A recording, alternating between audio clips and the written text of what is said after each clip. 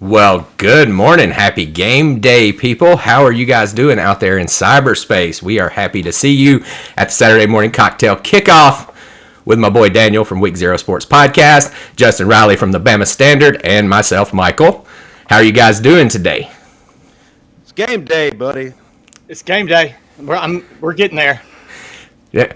If anybody notices, our boy Daniel here, he's got a hat on. He looks just a little bit rough. Well, you know what? He's had a tough week. He had a little bit of he had some complications this week. We didn't know if he was going to be here, but our man is here. Petty, how are you feeling today? Well, you'll know in my Saturday morning cocktail. We'll see if I can make it through this. It's my best day. Yesterday Michael knew, but I didn't sleep the Thursday night, so I went from 6 Wednesday until yesterday at 9 when I finally fell asleep. So I was kind of delirious and insane yesterday, and I was wondering how stupid this was to do. But and I woke up this morning, and now it's just that dull pain where you can actually kind of move. Yeah. So maybe I'm getting over the hump. Well, if you play a lot of sports and you make a lot of effort, out there, you're going to end up with a sports hernia here and there, right, Petty? Yeah. Oh, yeah. So apologize for popping a homer, popping a hernia. Same. Well, Justin, how was your week, bud? Yeah, well, it wasn't too bad except for midweek. Hit the car in to get what I thought was a simple oil change. Came out to the wallet getting a beating to the tune of $800 to get three oil leaks fixed. Oh, gosh. Hey, man, well, you're good for another $100,000 now, right? Yeah, well, we better hope so. $800 better give me at least that. Well, on that note, I'm guessing your Saturday morning cocktail's pretty strong because of that, right? Well, I actually got a kind of a threefold thing. I start out with coffee, as I customarily do. Sure. I'm going to move into the Milo sweet tea to keep the voice where it's supposed to be. And then about the time we start talking about Bama, I got the Evan Williams. So yeah, we're ready. Evan Williams. It must have been a real bad week. What about you, Petty? Are they allowing you to have any cocktails with your cocktail of pain relievers that you got going on? I've got frozen peas sitting up under me. That is my Saturday morning cocktail. If anybody's ever listened to WJOX back in the 2015 era, one LT, Lance Taylor, used to talk about getting those bird's eye frozen peas after his vasectomy all the time. I know you didn't have a vasectomy. That's already in the past. But I had one of those. Check mark there. Just had peas still in the freezer from the last time? Yeah. Hey, man, got them on standby.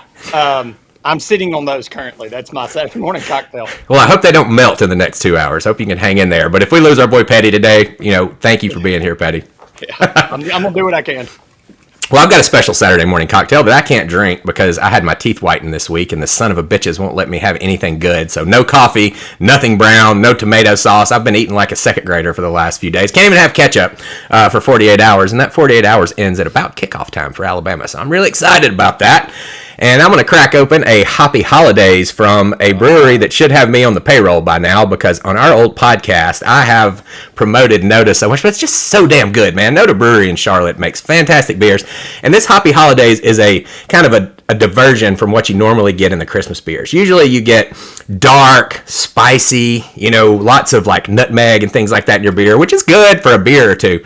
You can drink a few of these bad boys. They've got your traditional IPA hops flavor in there. Good stuff. So I highly recommend a Hoppy Holidays if anybody can get their hands on one before they are gone. Absolutely, man, no doubt. Every note of beer you've slinged my way has been pretty good.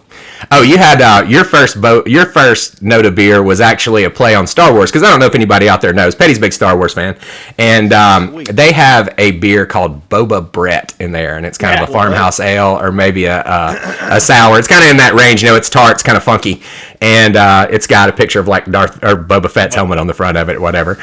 And it's pretty freaking cool. And even if Petty didn't like the taste of it, he acted like he did. Yeah, I was gonna make myself.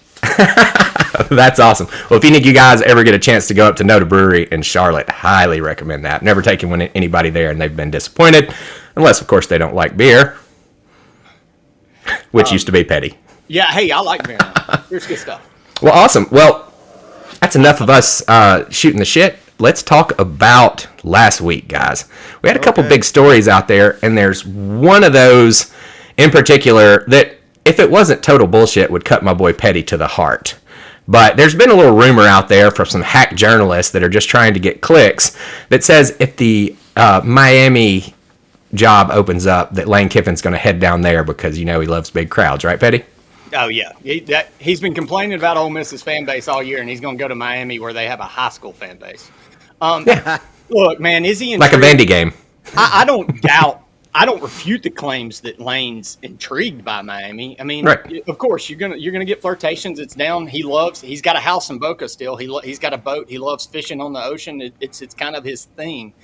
But I also think Lane is intrigued with competing in the SEC, playing in the best conference, beating the best. He's been at Ole Miss 2 years. I also think Lane's not an idiot. Jumping from school to school every 2 years is not the way you rebuild that reputation. Now, I'm not saying Lane's going to be Nick Saban and be at Ole Miss in 10 years. No, I don't believe that in any measure. But maybe. I don't believe it. Maybe. Hey, I'd love it.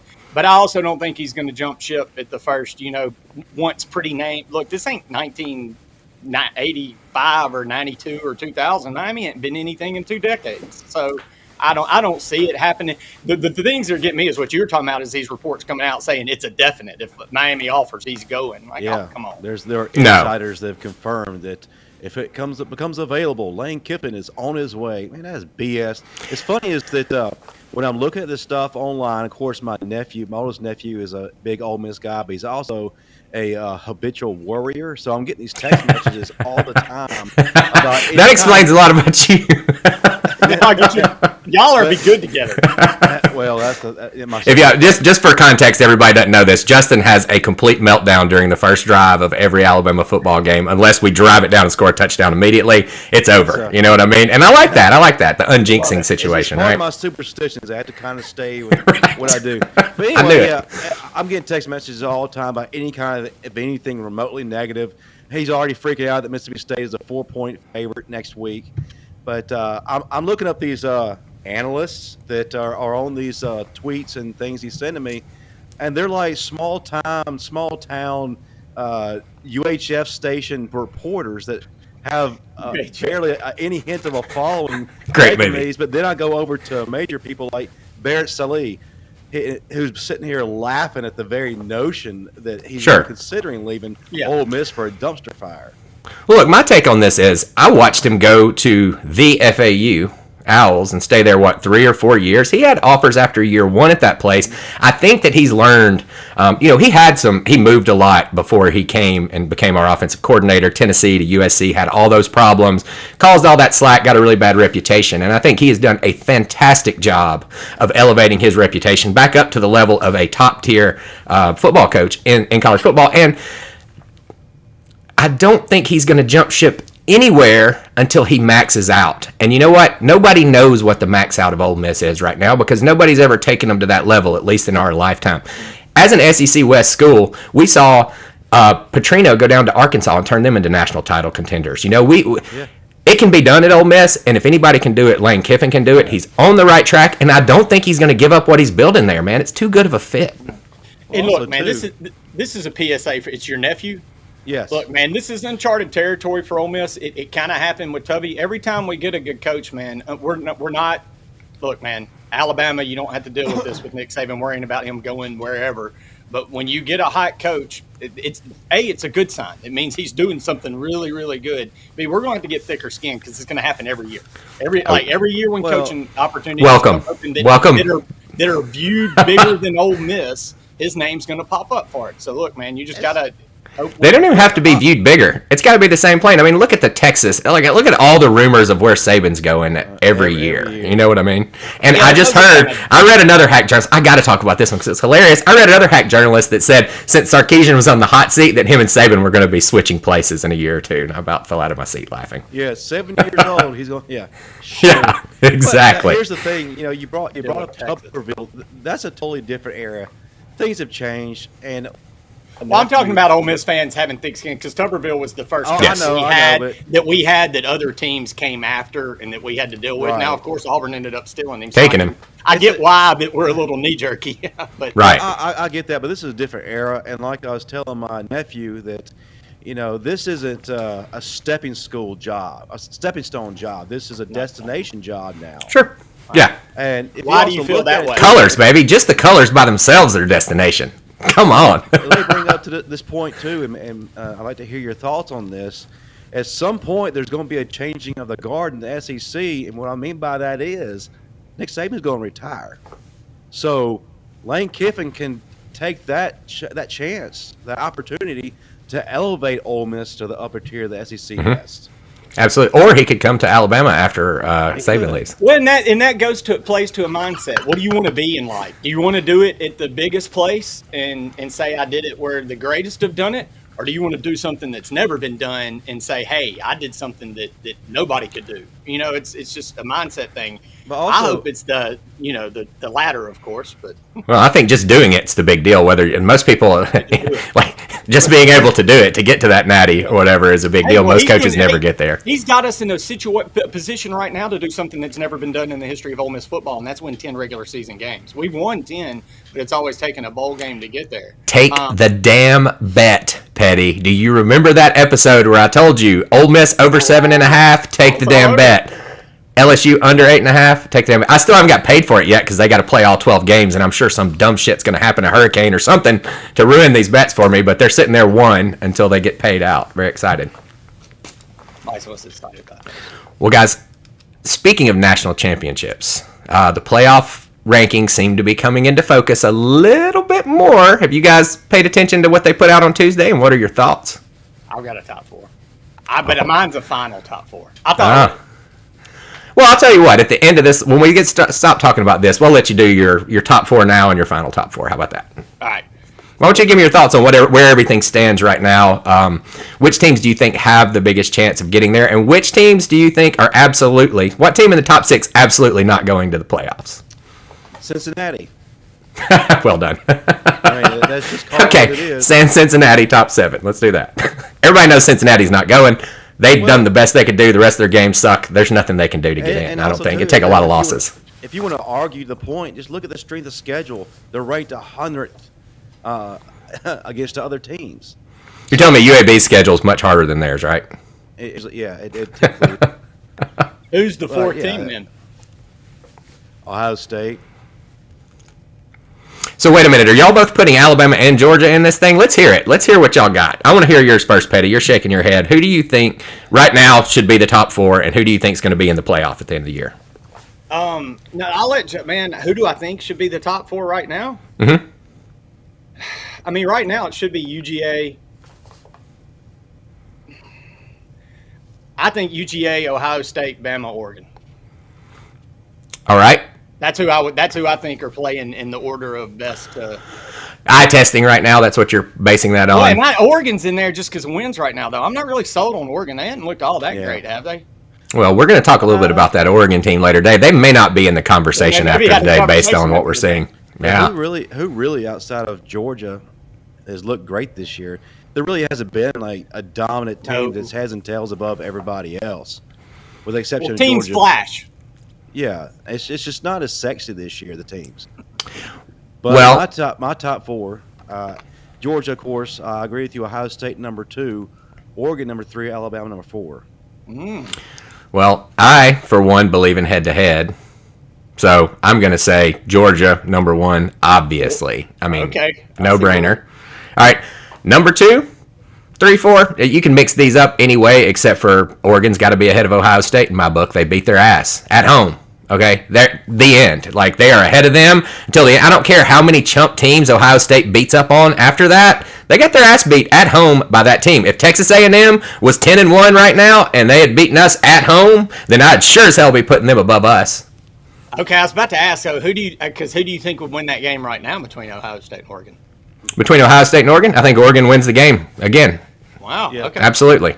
Yeah, look, C.J. Stroud has come along a little bit. He's gotten better, but there's nothing. He has no touch. He has 0 touch on the ball, and Oregon just played in between the receivers and the quarterback, and it was hard for him to play. So I think they could pull the same thing exactly. If they played again, they'd have to go to Oregon to do it, right? Because it wouldn't be fair to play them again in the horseshoe. So yeah, I think Oregon beats them again. Okay. Hey, man. Speaking of Oregon, go with it. I want to ask y'all a question. Who's playing better right now, Kayvon Thibodeau or Will Anderson? Will Anderson. Ooh. Thibodeau has really been getting a lot. I mean, listen, the guy is. Nobody's better than Will Anderson for me. I mean, look what color shirt I'm wearing. Is the dude right now. Look at this one. Coach Smoot, UGA 1, Ohio State 2, Oregon 3, Bama 4.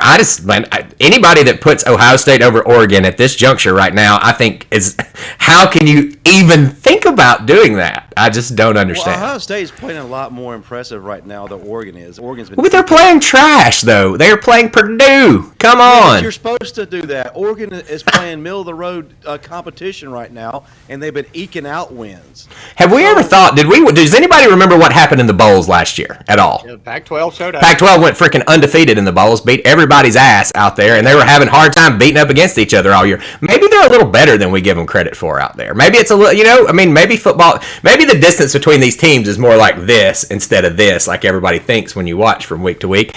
And I mean, for me, again, like I said, I would hate to do this, but if Texas A&M had one loss right now, they would be above us. They beat us. Well, yeah, without a doubt, I agree with that. Mm-hmm. So that's my take on it. The good thing is it all shakes out in the end. Now, who's going to be your Final Four, Petty? Well, let me ask y'all this, because okay. I don't think does two-loss. But let me ask y'all this: do y'all think two-loss Bama before I get my Final Four makes the Final Four? No, only if it's an triple overtime loss to Georgia. Yeah. Outside of that, no way, no how. No way, no how. One loss before, lost in the title, get them out of there. Get us out of there if that happens. I'm sorry, I love Bama. I would like to go in with 4 losses. I think we'd win with 4 losses. But, I'm a Bama fan.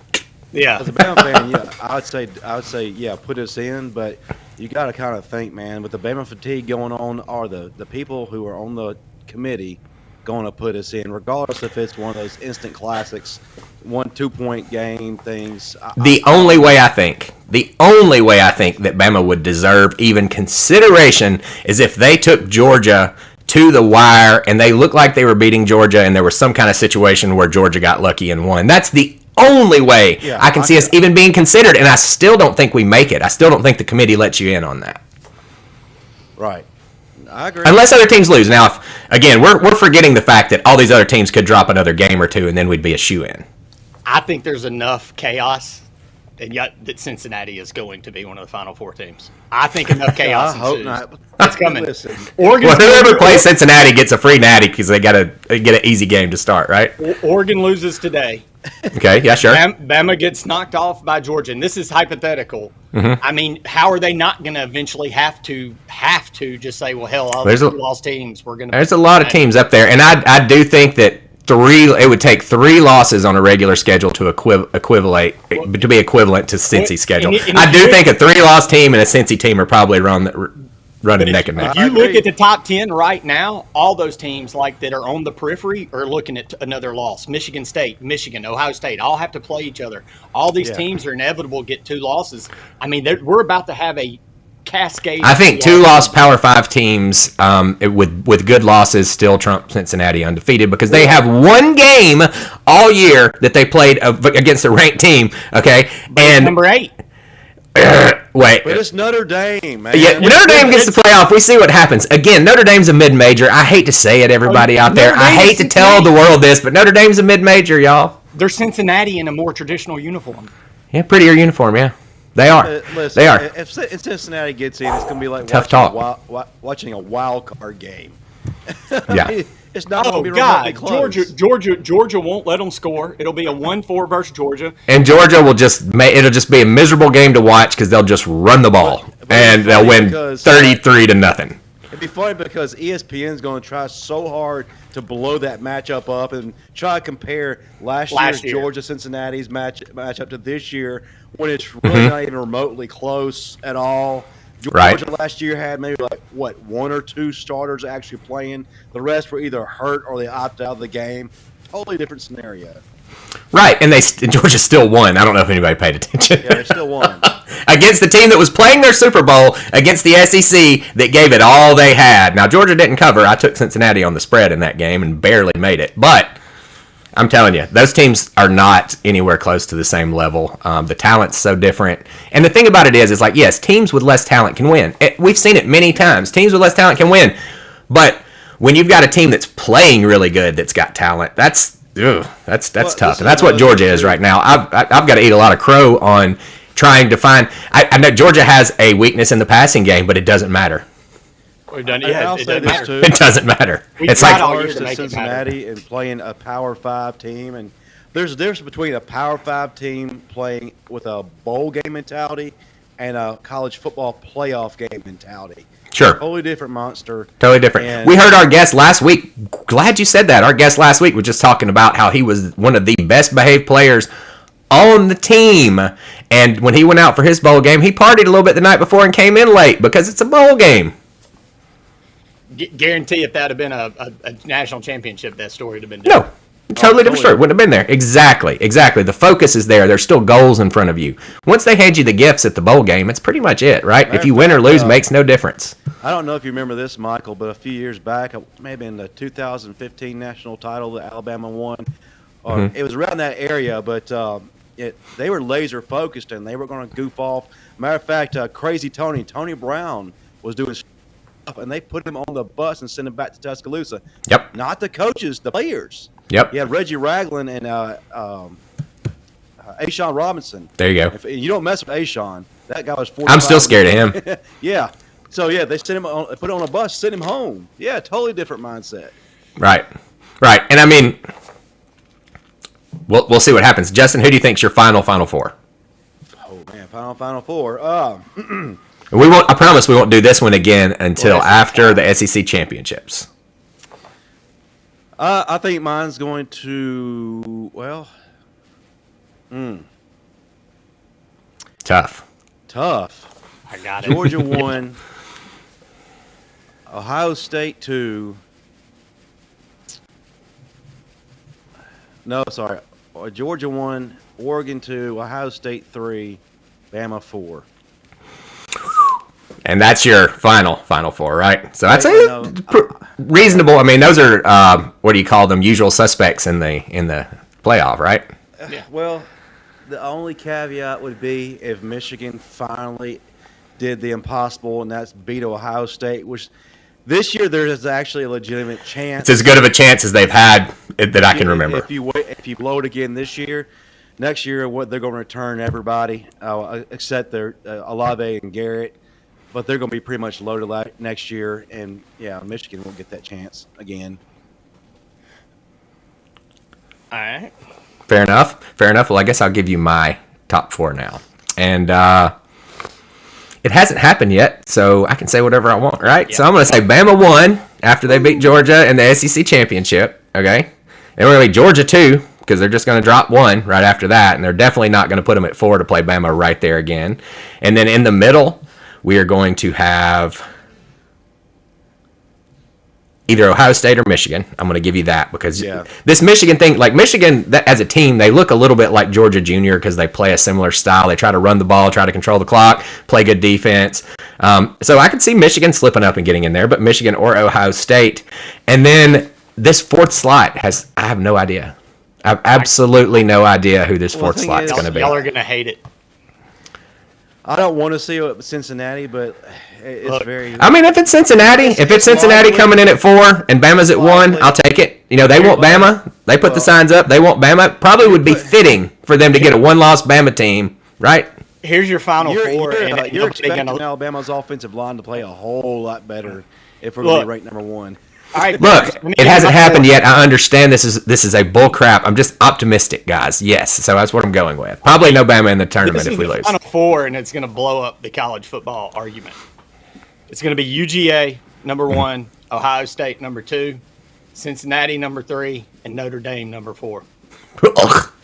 Deal with it. It's coming. Oh my God! Well, Patty, I'm glad the pain medicine's kicking in. That's a lot The of thing is, he's not probably too far off. It could happen. It could happen. Look at the top 10 right now. Who's knocking off Notre Dame? Has kind of snuck their way back in there. They're number 8, and they have 1 loss. Cincinnati's undefeated. You look at Oregon could lose. Now this takes Oregon losing again too. Now this is me thinking Oregon's going to get knocked off, and something crazy may happen today. We'll talk about that later, but. Look at the top 10, man. It's a fest of teams that could lose 2 games. Right. And Notre Dame is going to fall into this. I don't like it. I don't like this. I don't like my Final Four. But it's gonna cause a lot of conversation, and you know what it's gonna do? It's gonna bump us to a bigger playoff. So, do you think that if Oklahoma goes on and wins their Big 12 championship, that Cincinnati is going to get over them with one loss? I just don't see it happening. Well, I just don't see it happening. if it's between those two, they'll vote Oklahoma in all day. Yeah. Mm-hmm. Oh yeah. Yeah. Yeah. Lots of chaos, guys. I love it. I love it. It's got to. Hey, that's the thing. Storylines for days coming for sure. No, if we had 4 undefeated teams that weren't going to lose for the rest of the year, it'd be boring. Yeah. We just go ahead and play them today, right? So, well, speaking of what's playing today, y'all like that transition? That was pretty good, right? Yeah. Do you guys somewhat professional? Wow. All right. Yeah. I've been watching TV lately. That's all you do. That's how you practice for this gig. You watch TV, and I'm a fucking master TV watcher. So, let's get into some of the non-SEC games that I think are either big or interesting matchups, or that you guys have brought to my attention during our planning. And let's see if we can shake the world up just a little bit, right?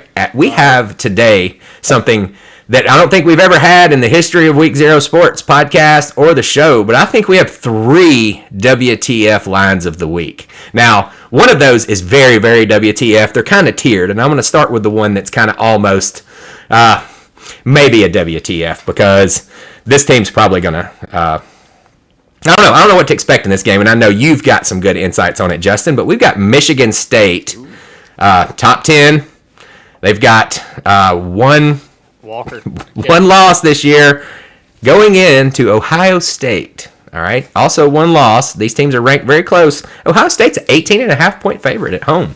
What do y'all think about that, guys? It's not too far off, really, because if you look at the talent disparity, they can't match them shout for shout. Michigan State can't. Kenneth Walker is absolutely a beast. Matter of fact, guys, here's an awesome stat. He is averaging 159.7 yards a contest in the Big Ten right now. However, Ohio State on the flip side is only giving out 2.7 yards rushing. They got a great rush defense. Now, if you're going to beat Ohio State, it's through the air. Right? You got to beat them in the secondary. Their secondary is kind of weak, right? Right? No, I agree with you right there. That's interesting. And what's interesting about this line is it being so big with 2 top 10 teams playing. Like, that's when you say, what the fuck, right? And you bring that up, and going into the Michigan game, Michigan State shockingly had one of the top offenses producing big plays in the country, like 60-yard big plays. They were like number 7 in the country. 20-yard plus plays, they were in the top 10 in the country. So they have the ability to hit the big play. So can they hit the big play on that Ohio State secondary? I don't know. Don't know. Well, I don't think that Michigan State does rank very highly in big plays. That's one thing you may not know about them, but they do most of their scoring on big plays. They do most of their ball movement on big plays. No, Justin, turn your mic gain all the way up. Max it out. I just got a note from one of our listeners that you're low again. I think there may have to send your mic back and get it replaced or something. I think you blew it out getting in there screaming at it for the last 2 weeks. Faulty Mike sent by a sponsor. I don't know who those guys were. Yes, yeah, Faulty Mike. I think Best Buy is who sent you that mic, so you can just have a word with them, right? Okay. So anyway, getting back to this Michigan State and Ohio State game, and if you could let me know if that volume's any better. I've ramped him up as high as I can on my side, and he's turned all the way up. So hopefully that'll fix it. Who do you think has the edge in this game? Do y'all think that this line is close to right, or do you think that what's up with it? Do you think Ohio State can cover this big of a line against competition that's as good as Michigan State? I think they can, especially if they get up early, because I don't think Michigan State has the wherewithal or the talent to be able to go match them blow for blow right now. Right. Outside of their running back, if their quarterback Thorne has time to throw, the Buckeyes are vulnerable in the secondary. But here's a caveat to that. Michigan State is without their top receiver, and we don't know if he's going to be able to go today. So that's another thing. So that's no good. So all of the things, when you look at this line off the surface, just like our guy Kenny here says, Michigan State line's fishy. It's damn fishy. That's why it gets the WTF designation. Absolutely. Well, when you got 2 top 10 teams vying for a playoff. I mean, if people have been paying attention to our WTF lines, when we're able to capture these things, they're Very highly rated. I think we're 12, 14, and 2 or 3 on the year on these things. It's ridiculous. They are, and we don't know why a lot of times, but it seems after we talk about it, we always start figuring out why this line's so big, right? It's that Michigan State lives and dies running the ball. Ohio State can stop the run. Ohio State secondary is weak, and that's how people have been exploiting them. But can Michigan State do that, especially with their best wide receiver out? It's out there, and that's why. I'm maybe leaning toward the Buckeyes on this one, as weird as that sounds. Ohio State has Chris Olave and Garrett. And Garrett, they're healthy. They're ready to go. They got their other receiver back, yep. But, hey, don't forget, they also have a great running back, too, in Travion Henderson. If that Sure gets going, yep, man, it's going to be a long day for this party. Absolutely. So, Petty, your thoughts on this one? Man, anytime – I'm just a contrarian at this point. Like, you can break down the X's and O's all you want. I do throw those out when I start looking at top 10 teams and a line this big and just start going, all right, what the hell does Vegas know and who they trying to screw with and where are the money trends? I do. I'm on Ohio State for that reason, because it seems like this is baiting you to take the number 8 team in the country getting 19 points. Come on, man. Yep. Give me those all day. Especially a team that can run the ball and has a Heisman candidate at running back. You feel like they should be able to get points. Why is that line so big, man? It's just way Joe Q public doesn't know all of the real details that we've just talked about, and that's what it boils down to. And yeah, I think Ohio State's going to cover this thing just because of that. And when you go and look at the money and you see that like all of it is on Michigan State, like huge percentage, probably in the 70s or something like that.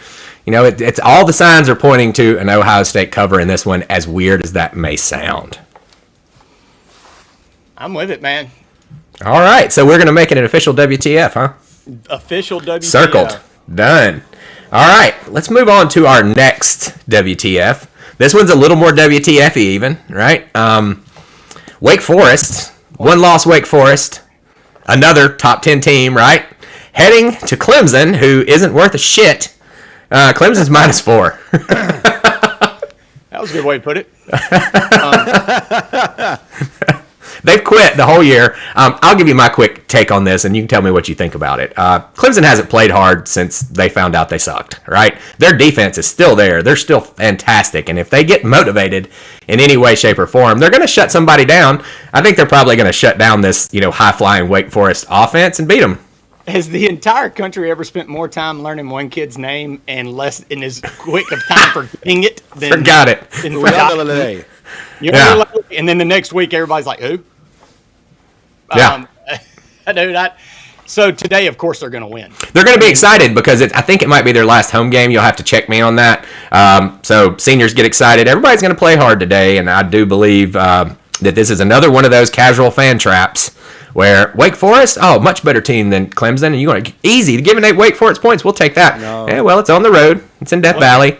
And Wake was a part of one of our other WTFs on the road a few weeks back at North Carolina. It's the same situation, guess what? Man. On the road, they aren't quite as good. So as you start breaking into the details, not as WTF-y, but to the casual fan, WTF, Wake Forest at Clemson. I got Clemson. You, Patty?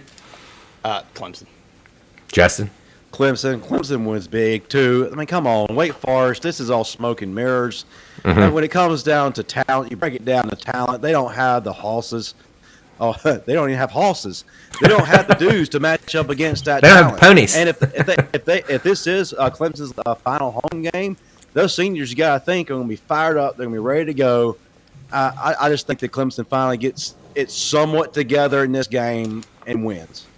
Well, both of those games kick off at 12 o'clock today, so we're going to have some good early action on those. Maybe a reverse. Anybody want to do a WTF reverse where you take the Ohio State Buckeyes and the Clemson Tigers? Michael, you notice somebody in our chat feed who is way up in the pick'em rankings went silent on that Clemson pick. He did. He didn't chime in on the Clemson pick, I noticed. Who knows what's going on there? Maybe he had to take a break. He probably doesn't want to tell us we're wrong because he's trying to keep the victory going there. Right? No, I got it. We see you. We see you over there. All right, well, I've got another game, and this one's not. I'm going to take a break before my WTF because I wrote these down in the wrong order. So that's just what we're going to do. I've got a game that I find interesting when I'm looking at the line. Look here. I hope the rest of Pick'em's not watching this. We got to make some hay, guys. Don't tell them about this show. Oh, yeah. right, so this game is interesting to me because the Nebraska Cornhuskers have a great defensive line. Everybody knows that. If you've been watching this show, you know they're good. They gave Ohio State hell. They've given a lot of people hell because of their defensive line. And they're headed over to Wisconsin today, which is one of Petty's favorite teams to bet on. I mean, he absolutely loves Wisconsin because they're cover machines. What do you think about this game, Petty? They're going to cover because I've learned what it is. They don't cover for the first 4 weeks, and you get pissed at them and start betting against them. Then they cover the last 6 weeks of the season, and that's why you think they're good the following year because the way they finished the previous season because they always finish hot. It's a damn cycle. They're going to win. They'll cover. They're going to win. Oh, you like Wisconsin to go ahead and win and cover on this. Well, Wisconsin's strength is their running game.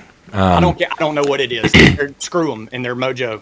But yeah, of course it's a running game. Have they ever thrown the ball? I think they'll have a hard time running the ball against Nebraska today. I actually like the edge, Nebraska plus the 10 points today. It's 10. Call me crazy. 10. When is Wisconsin? Look, we bet Wisconsin versus Michigan State, and we saw how they played football, and mind-blowing how they played not to cover. All right. Wisconsin's goal is to not cover every game somehow. Unless I'm betting against them. Right, exactly. Then they kill people. All right, guys. We are just 24 short minutes away from our special guest today, Mr. Matt Caddell. We have not teased him yet. He was a wide receiver from 2003 to 2007 at the University of Alabama. And Petty's over there doing hand signals because he's figured out how to use the clock since last week. So that's a good thing, right? I was responding to Kenny's effing 10. Effing 10. Got it. I love it. Anyway, I'm over here interacting with all our guests. My brain's a little la-la, so. Yeah, Petty's on the good stuff today. You know what I mean? So, pour a Bloody Mary on top of that, and he'll fall out of his chair. Can't do that today. I'll be drooling. All right, good. Well, Nebraska, Wisconsin. Do you have any take on this one, Justin? Not really. Boring game, right? I mean, don't care. I don't care. If I watch it, I mean, it'll be a good sedative. Right? It's good stuff. Well, I'm with you. Boringest game of the week. Back in 1995. Well, on that note, guys, what are the best games to bet on? Is it that primetime game that everybody's watching and that everybody's bet on, or is it one of those little obscure games that nobody's paying attention to? That's where I've always made my money, and I got a feeling Nebraska keeps it within 10 today. I'm not under any illusion they win the game, but I think they keep it within 10. Your reasoning is solid, though. Why? I mean, if you've watched Nebraska all year, their defensive line's one of the better ones in the country. Yeah, they've lost a lot of games. So Joe Public's going to think, Wisconsin's going to blow this team out. You know what I mean? Ooh, that's an interesting one. Hey, Daniel, why don't you take a little time and get some handicapping on this game that just popped up on the chat there, and we'll pull that up in a second because I want to know what's going on with that one. Well, that team that was pulled up by one of our commenters here, I'll just drop this out for you guys. Put out Hawaii. Who are they playing today, Petty? Hawaii is one of those teams that you lose on at 2 a.m. or you win on. Like when you've gambled all day and you're like, hell, Hawaii's about to kick off. It's one. You're like, I've lost everything. I'm winning it all back on Hawaii. Give me Chimichanga. What's his name? Hawaii at home's always a good bet because the people that go there are on vacation. It's like a bowl game, you know? Timmy Chang's still there throwing for 5,000 yards a week. Oh, best team to bet on. Okay, cool. Like it. Well, they got Colorado State this weekend. Colorado State is garbage. Okay, yeah, Colorado State's garbage. They're heading there to the bowl. They're headed to their Hawaii bowl since they're not going to get a regular bowl. They're going to have fun down there. I'd take that Hawaii team. What's the line? Probably Hawaii -5. And what Kenny, a lot of teams struggle when they go over to the island. You know, it messes them up. I guess probably distractions might be one of the things. It's fun. Yeah, they're in paradise. Yeah, cool. Well, we're going to take a look at that one. Maybe we'll talk about that back at the end of the game when I've had some time to to assess that a little more. But let's get into our biggest WTF of the week. All right. The casual fan, even me, the guy that watches football, sees this line and they're like, your head just blows up, right? We got Oregon, who is 9-1 or 8-1, 9-1, whatever, heading over to Utah. Oregon being the team that knocked off Ohio State this year, top ranked, top 4 team, top 6 team, right? Where's Oregon ranked right now? They are number 3. Number 3, top 4 team, heading to Utah. And they're getting 3.5 points. The Utah Utes are 3.5 point favorites over Oregon today at 7:30 p.m. Why? Because Mario Cristobal is always due for a game every year, a drop that he has no business dropping. And it seems like he's always, they lost to Stanford this year too, right? Mm-hmm. Oh, yeah. And Utah's not, I can't put Utah in a bad category because they're actually a pretty decent squad. Mm-hmm. But good program. When everything is on the line so far under Cristobal's tenure, he has failed to close out. And that means, finishing the conference the way they should and also maybe earning a playoff spot. So I think Vegas is betting that that's going to happen today. Thinking too much pressure, huh? Yeah. Ooh, what do you think about it, Petty? I think they're a disaster waiting to happen. I think I think they've got good players. You brought up the Thibodeau kid, but yet their defense still ranks, around where Ole Miss's does. So, yeah, Stanford beat Oregon. Mind blower. Yeah, their offense is ranked around the middle of the country. It's not that right. Oregon that you remember when they were flashy with Chip Kelly. This is like you look. The uniforms are still flashy. The offense is not, and they're going to play a team that matches up well with that. Utah is a feisty team, and Utah I think dropped a few games early. They've gotten hot and reached back up into the top 25. There you go. So this is a bad spot. There's a reason Utah's favored by 3.5. I think this is one of those things. Like as an Ole Miss fan, I saw the Auburn game coming. I think if you were really dialed into Oregon, you may see something coming here in the same way. I would not have been shocked by a 2.5 point line on this game at all. One score, like close game. I could see them giving Oregon 2.5 points in this, and it being not that WTF. Excuse me.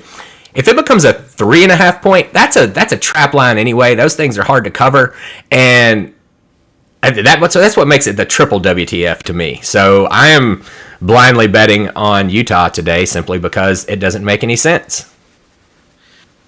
I think it has flirted with danger too many times this year against, like I said earlier, middle of the road opponents. So Oregon doesn't play that offense anymore. It's just they're a line of scrimmage football team now. I mean, I guess that comes from having an offensive line coach as your head coach. But it's a different Oregon team. They play football differently. It's hard to handicap them right now because you have all these impressions about fast and little guys running all over the field, spreading everything out, and it's just not that team anymore. They're trying to build an SEC program up there, and they're just not quite there yet. No. You can't find SEC caliber players on the West Coast. Well, if somebody comes into your house right now with a shotgun, puts it to your head, and says, you got to bet on this game, Justin, who you taking? Matt Krause says hello.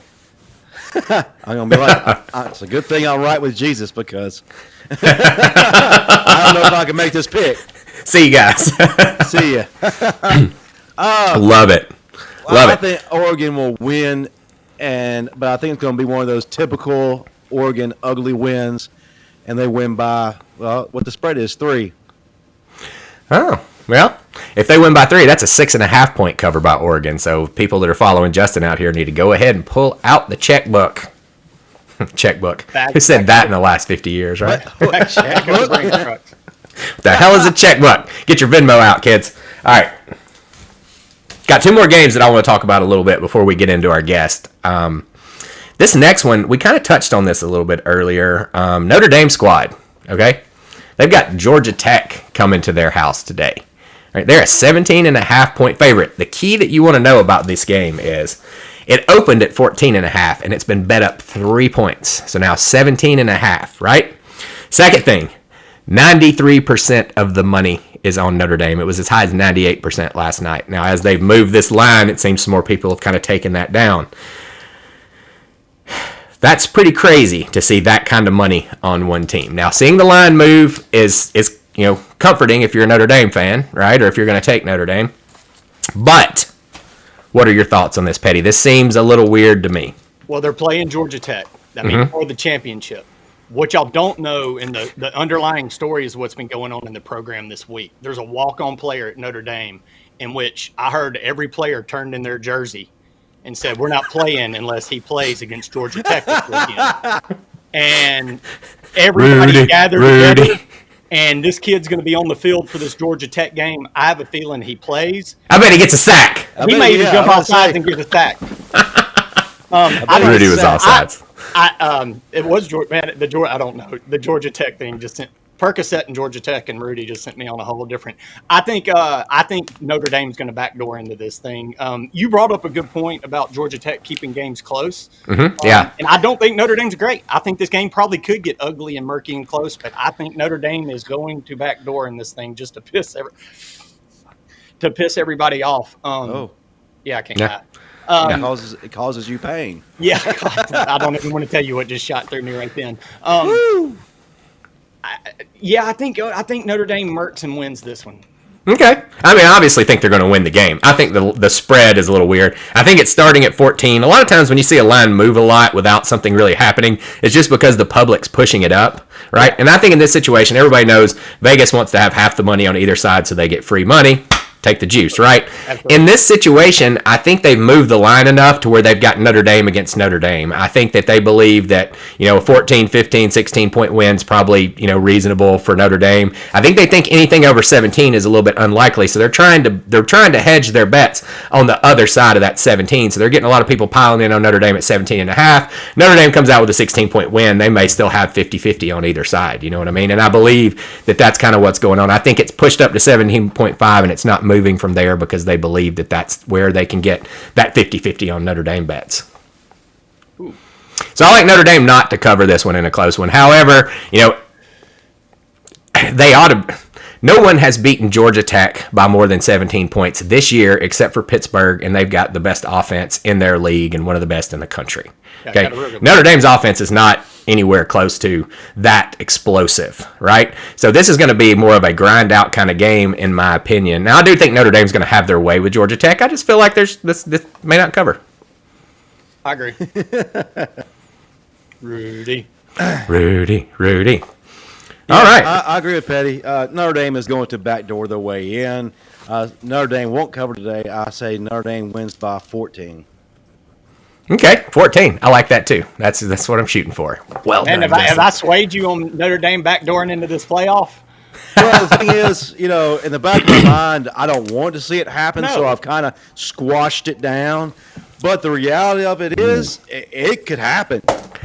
I just thought of a scenario that is wild. Okay, what if the slot number 4 comes down to Notre Dame and Cincinnati? Oh, Lord. Oh, dude. Because Notre Dame always gets the benefit of the doubt regardless. Like, would they be able to do that? Like, could they find the justification to put Notre Dame over Cincinnati? Because, they're putting Ohio State over Oregon right now. Why wouldn't they, right? Of course they will. You will have an uproar. I guess they're not doing it yet, but it's coming. That would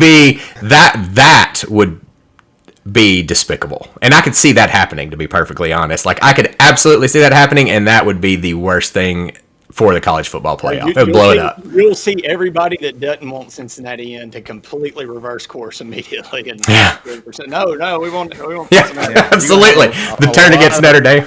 A lot of Bearcat fans suddenly emerge. Yeah. No, they deserve their shot. Well, we've got a couple lackluster SEC games on the slate today, and I'm going to. Yeah. But one. All of them. I hope it's all of them, to be perfectly honest. I hope the one you're talking about is not a game. But I'm going to skip that one, and I'm going to get into some of the others because our guest will be here in about 11 minutes, and we're going to hold all of our Bama talk until he gets here. Okay. So, first game that's showing up on the on the clock today, I'll just go in time order, is going to be Florida at Missouri. And Florida is a 9.5-point favorite over somebody for some reason. What do y'all think about this one? Betty, you are the best Dan Mullen picker in the world. Why don't you tell us what you think first before we tarnish you? Dude, man, what a shit show. Pull out the whiskey for that one. That's right. They gave up 52 points to Sam Ford. Not Stan. Ford, Sam Ford. Yeah. Hey, 42 of those were in the first half. Yeah. God bless, man. Is this game in Como? It's in Como, right? Yes. Columbus, Missouri. Columbia. Como. Is that what we call that now? I have no idea what you're fucking talking about. I saw it written like that, and I never get Columbus and Columbia right, so I went with it because I knew I could get Como right. He made up a city. Well played. Right, I did. If I can't say it right, I'll make up my own. I can't pick. Missouri did beat South Carolina, and they did. Yeah. they keep this close, right? I think Missouri is better than Samford. I mean, like, not much probably, but like they're better than Samford. Man, Mullen has got to be a dead man walking, right? Yikes! Yeah, I wouldn't touch this game for nothing, man. No. Like, there's not that line. What's the over/under?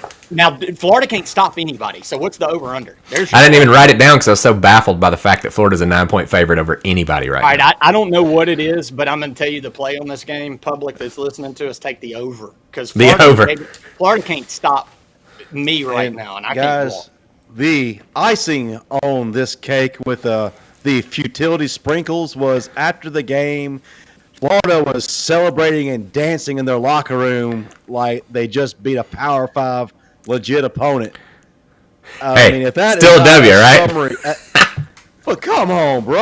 An FCS team when you're man, that just kind of goes with the whole year. And I wouldn't be surprised if Missouri turns around and beats Florida. It's 68.5. Take the over. Take the over 68.5. And if you're following Justin, you want to take Missouri because that's that money line probably pays pretty darn good if you want to get in that. It's +9, man. I think Missouri makes it close. Yeah. Florida's quarterback. Yes. Emory Which Jones. one are you talking about, Robinson or the other guy? Emory Jones. Jones. Petty, I found out something very interesting this week. Oh. That Dan Mullen actually in that recruiting class with Emory Jones pulled a scholarship from one Matt Corral so he could get Emory Jones. Dude, How do y'all that is feel a about great that, point. Florida fans? I don't know how I've never brought that up. That is a great pull, but no, you're dead on.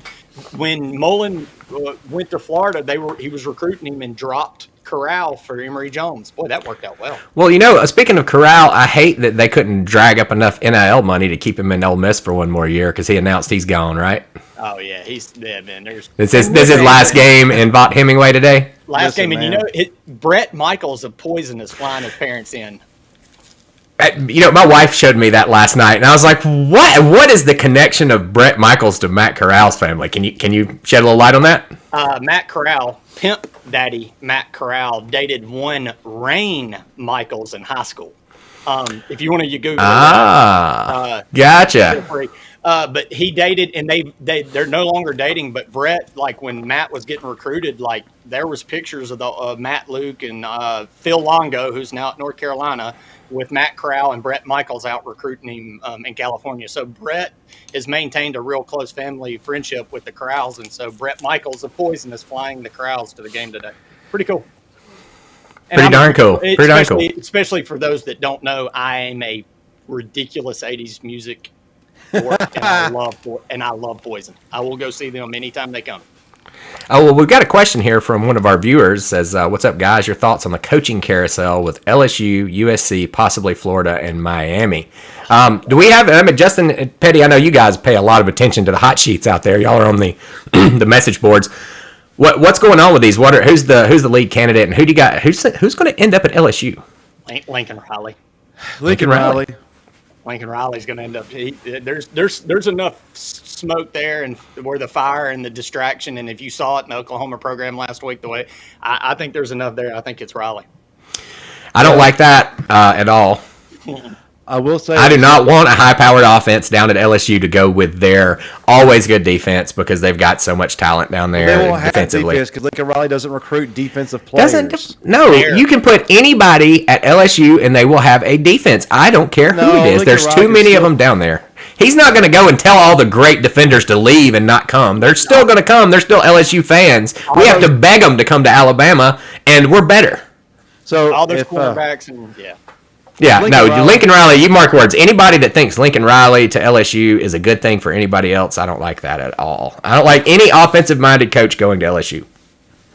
No way. Well, what about if Lincoln Riley does not go to LSU, I still am holding out for Billy Napier, over there at, Northeast, Louisiana? Cajuns, right? Raging Cajuns. Cajuns. The guy knows the state of Louisiana well. He's recruited everybody that goes through there. The kids know him. I think that he would be a good fit if Lincoln Riley doesn't go through. As far as Miami, to be honest with you, I don't think their coach is gone after this year. I think he gets one more year. He's had to deal with a lot of adversity, including losing their starting quarterback. Although Van Dyke is playing a lot better than previous guy. Derek King. Yeah, King. I'm forgetting names today, so thank you for your assist. Catch you back. I think they kind of get a mulligan this year, and he has one more year. As far as USC, I mean, who really wants to go to that dumpster fire?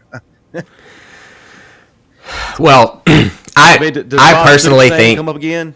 I personally think that UCLA and USC are going to become powerhouse programs again just because of NIL and the amount of money that's in LA. And there's a lot of perks to go in there as a college student. I remember when they were good, Matt Leinart was hanging out with like Hollywood celebrities all the time and everything. Like they have got everything that you'd want as a 18-year-old kid going somewhere. And once they throw in all that NIL money that lays around in LA and Hollywood, then I feel like these programs are going to be on the heavy up and up.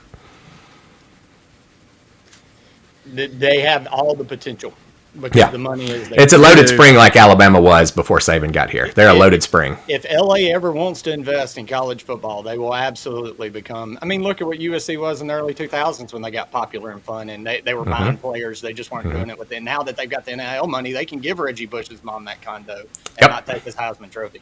So, right. I mean, they absolutely.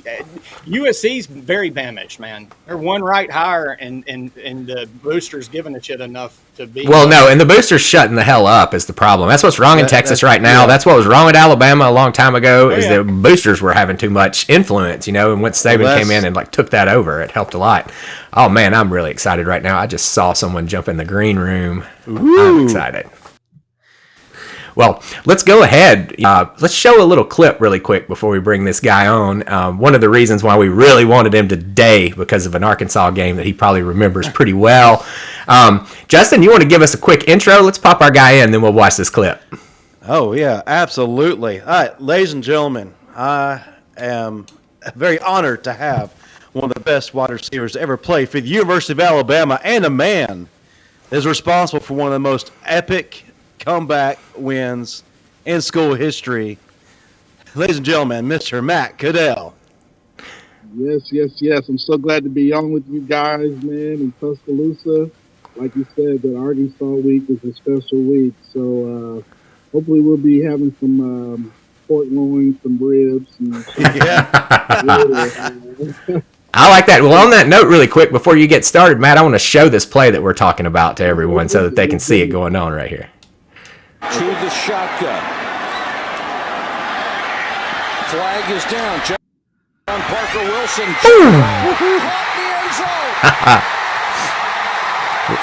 It's so loud in there that the cameras are shaking. That's fantastic. How'd that feel, Matt? Awesome time, man. People still to this day, man, they still talk about that catch, man. It's, to get a Coach Saban's first signature SEC win against, against McFadden and Houston Nutt, and to really do it in that fashion. I don't think we've had a fourth quarter win in so long, It just really kind of, sparked the plug that, okay, what Coach Saban has here is going to be special. And, they've been rolling ever since. So, hopefully tonight's game is not as close, but, it's going to be a dogfight tonight. I just believe it's going to be another dogfight for the Tide. I think we'll be able to come on time. Yeah, this is definitely not the Arkansas team that we're accustomed to as modern-day Alabama fans. Of course, back when we were there, totally different team. They had those big names, McFadden, Felix Jones, and then I forgot the fullback's name. But he was a stud. So totally different feel. They're motivated, they're driven, they're hungry. They have one of the best hype men in their coach in the game today. So they're ready. And this isn't a pushover Arkansas team. So what do you feel like our advantage is going into this game, especially with an SEC West title on the line? Well, I mean, you said hopefully having the SEC West title on the line. I think our advantage, we've been in some dogfights, man. It's a different team, and we're still a young team. And I think the message Coach Saban has been preaching is, we can have the best week of practice, or we can not have the best week of practice. And, we've got to, execute and put it together for 60 minutes. And I think today's game is just one of those games is where it's just football season, man. It might not be the high scoring game, but I feel like if Alabama can jump up to 21 points, kind of set the tone in the passing game, maybe get James Williams, get some packages rolling. I think this is a key pivotal game for us because for this team, I think they need this confidence to really show, hey, if we put it together, guys, the sky's the limit. And what's so funny about this team, I was saying earlier, like, it baffles me. People are so critical on everybody. And I get it. We're passionate fans, but at the same time, guys, we haven't even put together a full 60 minutes with, everybody cooking in all cylinders. And, even in our losses, I mean, we just had so many minute errors that we still should have won the game, which is crazy. So, I mean, once this team puts it together, I think we're going to be a scary team. I think, you look at the leadership of Coach Saban, Hall of Fame coaches, they tend to get it right. You look at the Patriots right now. Nobody wants to say it, but the Patriots are starting to look like the Patriots, just because of the leadership. And, it might look a little rusty at first, but I think if the team is just focused, the team tries to focus on playing Arkansas dominating. This is going to be one of those dogfights, man, where we're going to see what we're made of. And I think this is the kind of game we need to really, get our identity and really get the ball rolling and win the ball. Well, I've got a question for you. Have you watched much of the Arkansas team, and have you seen Burks play, and what do you think about that guy? Oh, man, he's big, he's fast, he's one of the top receivers in the SEC. This secondary is lights out. A big kudos to Barry Odom. I mean, the scheme he ran, you could see it last year. I mean, I was watching Arkansas' team last year, and I was like, principally, their speed, because they were giving Lane Kiffin this. It's kind of hard to do an SEC way. Mm-hmm. I think Coach Davis has a lot of respect for them. The Arkansas team is kind of one of those old-fashioned guys. They're all about it up front. That's what Sam Pittman is about. So, this is a good challenge for our team. Our offensive line, I think we got some depth now. We can kind of mix them out. I really like the way Thomas Brown played the other night. I think he kind of brings a little physicality and nastiness to that tackle. So, I mean, we could be multiple and, really surprise some teams of how the game plan is. I think, this is part of the season where we need to start getting things rolling. Look better than good. One of the things you mentioned earlier that we're in game 11 and we still haven't clicked yet. It all hadn't come together. And one of the things that you mentioned earlier on Stephen M. Smith's show, and by the way, guys, this has been a busy man all week. I've seen him on countless shows, so I'm not sure exactly what his appearances have been this week, but I know he's been a busy man. And did you clock in?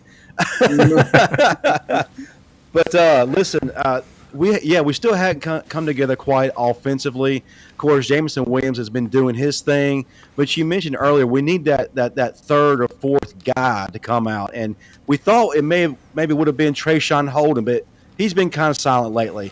But my biggest what in the world is going on is Jaleel Billingsley. He hadn't, other than this past Saturday, he hadn't had a catch. He's had one catch. I take that back since the Southern Miss game. How important it is for Jaleel Billingsley to have a Jaleel Billingsley type day today against Arkansas. I mean, he's a matchup problem, and I know Bama fans, we want to, we're so used to having all that leadership from last year's team where everything was just clicking. It's probably Coach Saban's easiest job as a coach because, I mean, you had Matt, you had Devontae, you had Najee, you had Landry Dickerson. I mean, you had guys that really set the tone for the team. You had that leadership. But, this year it's a different challenge. And I think this is what makes Coach Saban one of the greatest coaches in Hall of Fame coach because it's a different challenge. This is a different grind. You're dealing with coming out the championship year. And, the hunger might not be there, but you still have to instill that hunger. And, like you said, Billingsley, I think, for me, just him and Lockheed getting in the end zone, I mean, it couldn't happen in a better time. And another thing I kind of heard behind the scenes, after the LSU game, the offense did it. Just to hear that Bryce Young really took the bull by the horns and really kind of stepped up his leadership role with confidence. I think that's going to go a long way. And I think, sometimes leadership, people think because you're starting in your position that it comes naturally just right then and there. But a lot of it has to come with time. I think Alabama is in a prime, awesome position right now to get hot with the Braves. The Braves have a couple of weeks before, after the Giants, the Colts, and the division, and all these teams that got their playoff berth, they were like 3 games back, but they got hot at the right time. So that's what I think this Alabama team needs to do, is get hot at the right time, and they can do it starting today by playing against Arkansas. And like you said, to your point, Justin, one player that I think is really kind of going to really help us is Javon Baker. I think to me, this guy, if he gets everything right mentally, physically, this guy is a weapon that can really, we can utilize inside and slide with the outside. So, maybe a lot of this stuff is by design, but, I think Coach Saban he's just ready to beat Arkansas and all down in Arkansas. So we're just taking it one game at a time. Absolutely. Man, now I got a question, bud. I'm an Ole Miss fan, but ironically, I was in the stadium that night against Arkansas. My wife, I don't want to get into the long story of me. Hotty toddy. Hey, man, That's appreciate right. it, buddy. Well, I thought Daniel wasn't going to show up today because he had a rough week, but so I brought my Ole Miss cup just so they'd have a little representation. I had blue, and I was like, I'm tripping. Hey, man. Ooh, yeah. Man, I appreciate. Shoot, I wish I was Lane Kiffin. I'd be on the sideline today and not hurting, sitting on some ice from surgery. But Matt, you were, for the last decade plus, man, it's been a Tide machine. The Crimson Shroud has covered college football. You were actually there, and like I said, I was there that night, and that night was one of those moments in the stadium where you could feel a change, that this was going to be different. Arkansas was really good that year, and that was the first real big win. But you were there at the time of the transition to the greatest coach in college football history. How was that, and when did you know that, oh, my gosh, this is different? You kind of already know because, I was fortunate enough. Me and Coach Saban, we probably talk about this, but we have a long relationship. People don't understand this. When he was at LSU, I was recruited by him. This is when we had Jimbo Fisher. I can remember Jimbo Fisher coming to my high school, Motherwell High School. Him and Coach Saban talking about LSU, Kirby Smart, Muschamp, all these guys that were coaching everywhere. It was on Coach Saban's stuff. We kind of we kind of have a long relationship back to high school. So, just to kind of knew what type of coach he was, I knew what type of intensity he brought. I mean, just to watch him from, I didn't go to LSU, but they were one of my top schools. See him win the championship there, you kind of knew in the back of your head that, once he comes, he's going to change the program. But I never forget, the first meeting we had with Coach Trey, and he was talking about, I never forget this quote, just to because he quoted his Martin Luther King quote about, being a street teacher. Whatever you do, no matter if you're a street teacher, street the streets like Michelangelo, or, Michelangelo did the Sistine Chapel. Whatever he basically said, he was just, you want to be with it.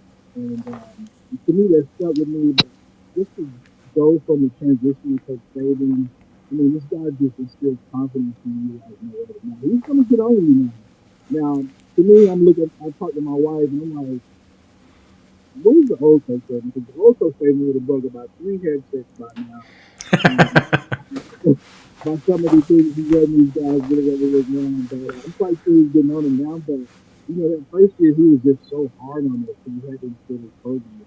But, there's so many life lessons that I learned that just made me a better man. He's so husband, so friend, just a better person in general. So he wants you to be the best, not just on the field, but in all phases of your life. He wants you to be the best student, the best teammate. And so I think, like we talked about building it earlier, it's going to click for him. And it might not click for him now. It might click for him when he's in the NFL or somewhere. But look back and be like, man, if I could have just you go talk to some younger kids or something and tell them that, hey, man, if you do your best or whatever you want to do, that's what's going to happen. But yeah, for me, like, just knowing Coach Saban, his program, and he came to Alabama, it was just, he knew the confidence level was to new heights. He just instills that confidence in you. The attention to detail, being prepared for every all situation, having the staff just instill that confidence, to me, that's just like the biggest thing that you need from the coach. Yeah, it showed that night was over. That's awesome, man. That's awesome. And I can't imagine, it's special. Every kid grows up, whatever color they wanting to run through that tunnel. It's always special just to get to run on the field at Bryant-Denny, but I can't imagine to be a part of the beginning of what it's become. I imagine that's awesome. I mean, every time I see him now, I'm like, man, you getting soft, man. Where we was our first year? I mean, you were. There's so many stories I can tell you about him killing us out and just little things. Well, he's getting soft, but apparently his joke game has not changed at all. Oh, he's funny now. He's a jokester now. Especially letting Miss Terry be away. Oh, he's on a. I mean, he's stand up live at this comedy Sardo.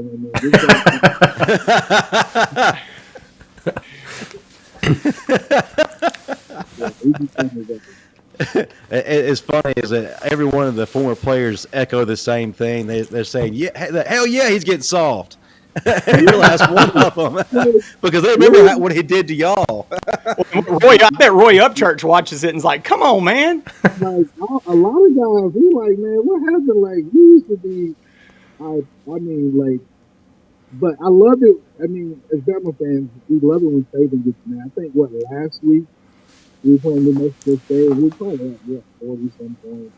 And I think we either got a bad call from the ref or something, and Saban laid into it. And, all the Alabama fans are like cheering for him, like, yeah, get on them, folks, get on them. So, we love that intensity, but I think Coach Saban is, he's just a little bit more wiser, I'm quite sure he still does it. He probably does it, maybe not as publicly, but, I'm quite sure we got some games coming up this game and next week, and hopefully, where hopefully he doesn't have to show that intensity, but hopefully, I'm quite sure Coach Saban's doing it. He's finding different ways to get his intensity across the field, for sure. So you're saying the general public now sees him as a grandpa, but in practice, he's Samuel L. Jackson still. Yeah, there's no snakes on this plane. You don't want no. Well, speaking of intensity, Matt, this is a question that I always ask our guests when they come on here. And you've played at the highest levels of football. None of us really ever have. We always want to know what it was like, to be there. But really, I want to know, is there ever a player that you ran up against, whether it be from high school, college, NFL, whatever, that just made you say, damn? Ooh, okay, this is going to be a long-winded question. Okay. So I love it. So in high school, I mean, obviously, class of 2003, you can't mention the class of 2003 without mentioning Tim Patrick. He was in eighth grade. Yeah. He was in 8th grade winning state championships for Broward. And, he kind of set the tone for the class because we were uber talented class. I mean, I was talking about earlier how, Coach Saban and Jimbo Fisher were always in the state of Alabama because you had Chad Jackson, Jason Swain, Prothro, LaRon McClain, Jamarcus Russell. Like that, to me, that class of 2003, the state of Alabama produced some of the most talented players. I mean, the list goes on and on and on and on and on. So I never forget playing in Alabama All-Star. And, I've camped with Pro. Me and Pro and I, we probably became really close. I never forget, we would go to Alabama camp and stuff like that. But we went to an Auburn camp, and I forgot. I think we were roommates, and Pro and I, we just bonded. We were just like, man, this is it. Nothing like Tuscaloosa. So one thing about Auburn, they're so close to Georgia, and you run these guys from Georgia and running them out, and we kind of get competitive, and so we camped together in I'll never forget Alabama Mississippi All Star game. We're, all of us together, Pat Jackson, Wayne, Terrence Jones, DeRon, Dominique Lee, all of us together, and I'll never forget Foto put in his highlight tape. And, I thought everybody had highlight tape. I mean, pros highlight tape, which is ridiculous. These guys playing quarterback, DB, safety, punt returner, slot receiver. I mean, every type of position. It was unreal, and I was like, okay, Foto's that guy. I mean, just to have the career he did, you would see all this stuff. The catch that he had was Southern Miss. I mean, we saw that in practice a couple of times. I mean, there was nothing shocking for him. So Foto is one. I talked about Tim Pascal, was another. Now, playing, just going back to Coach Saban, I'll never forget. Marcus Spears. I never forget, we played down there in Death Valley. And I've never seen a defensive end so hard to block. This guy was super athletic, had the feet of a basketball player. And I just remember seeing Marcus Spears and I was like, wow, this guy is such a talent to block. I mean, we were making plays, but he was just a stud. And he was one of those guys that was just like, wow. And I'm trying to think of who else. He's still a big boy. Yeah. It's super athletic, but I mean, he was on defensive end, and he was on another level down there. That's when they had Lavallee. Yeah. I'm trying to think who else. I was just like, wow. Funny thing, okay, another wild story. There's 2 Arkansas guys. Freshman year, Arkansas had a quarterback, Matt Jones. He was like 6'5", 6'6". Yeah, fast. Ran like a 4.3. Listen, I knew he was fast, but I didn't know how fast he was until I saw it in real life. Man, this guy, I literally saw him take 2 steps, and he was 30 yards down the field. And I was like, oh my God, he's got to be the fastest white guy I've ever seen. Like, it was like the craziest thing. Like, he was ridiculously fast.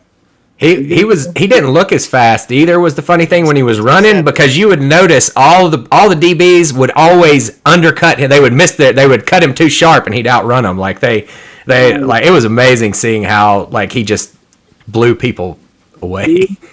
Seeing him and seeing Dad in the side, and I never forget he played Arkansas. He didn't want to go into it. Like, yeah, this guy was 2 top, running back. Steve Jones there in the side. And I never forget seeing Dad in the side. He busted like a 70-yard run. I was like, oh my God, yeah, that guy is what everybody was hyped up to do, and just see the career there. But in the NFL, let's see, just seeing Leonard Little in person, most ironic name in history. seeing Javon Curse. I mean, you had like in the NFL they have these camps where you practice against the other team or whatnot when you do a preseason game. Uh-huh. And I never forget seeing Javon Curse. And this guy is like the tallest. He looks like he's like 6'9". Guns just cut up, and you just like, oh my God, that's defensive end. So those are some of the aha moments. Those are the key players this game that I was just That's awesome. That's good stuff. I thought for a minute there you were going to talk about the time that Juwan Simpson took you out in practice one day. Oh, man. Juwan, so you got to think, this linebacker group. You had Juwan, D'Amico Ryan, Freddie Rhodes, Cornelius Morgan, all those guys. So defensively, we were young guys. We knew we get off on these guys. The game would be easy. So, you don't go against the defense that hard in practice. But yeah, Juwan, it was like a little.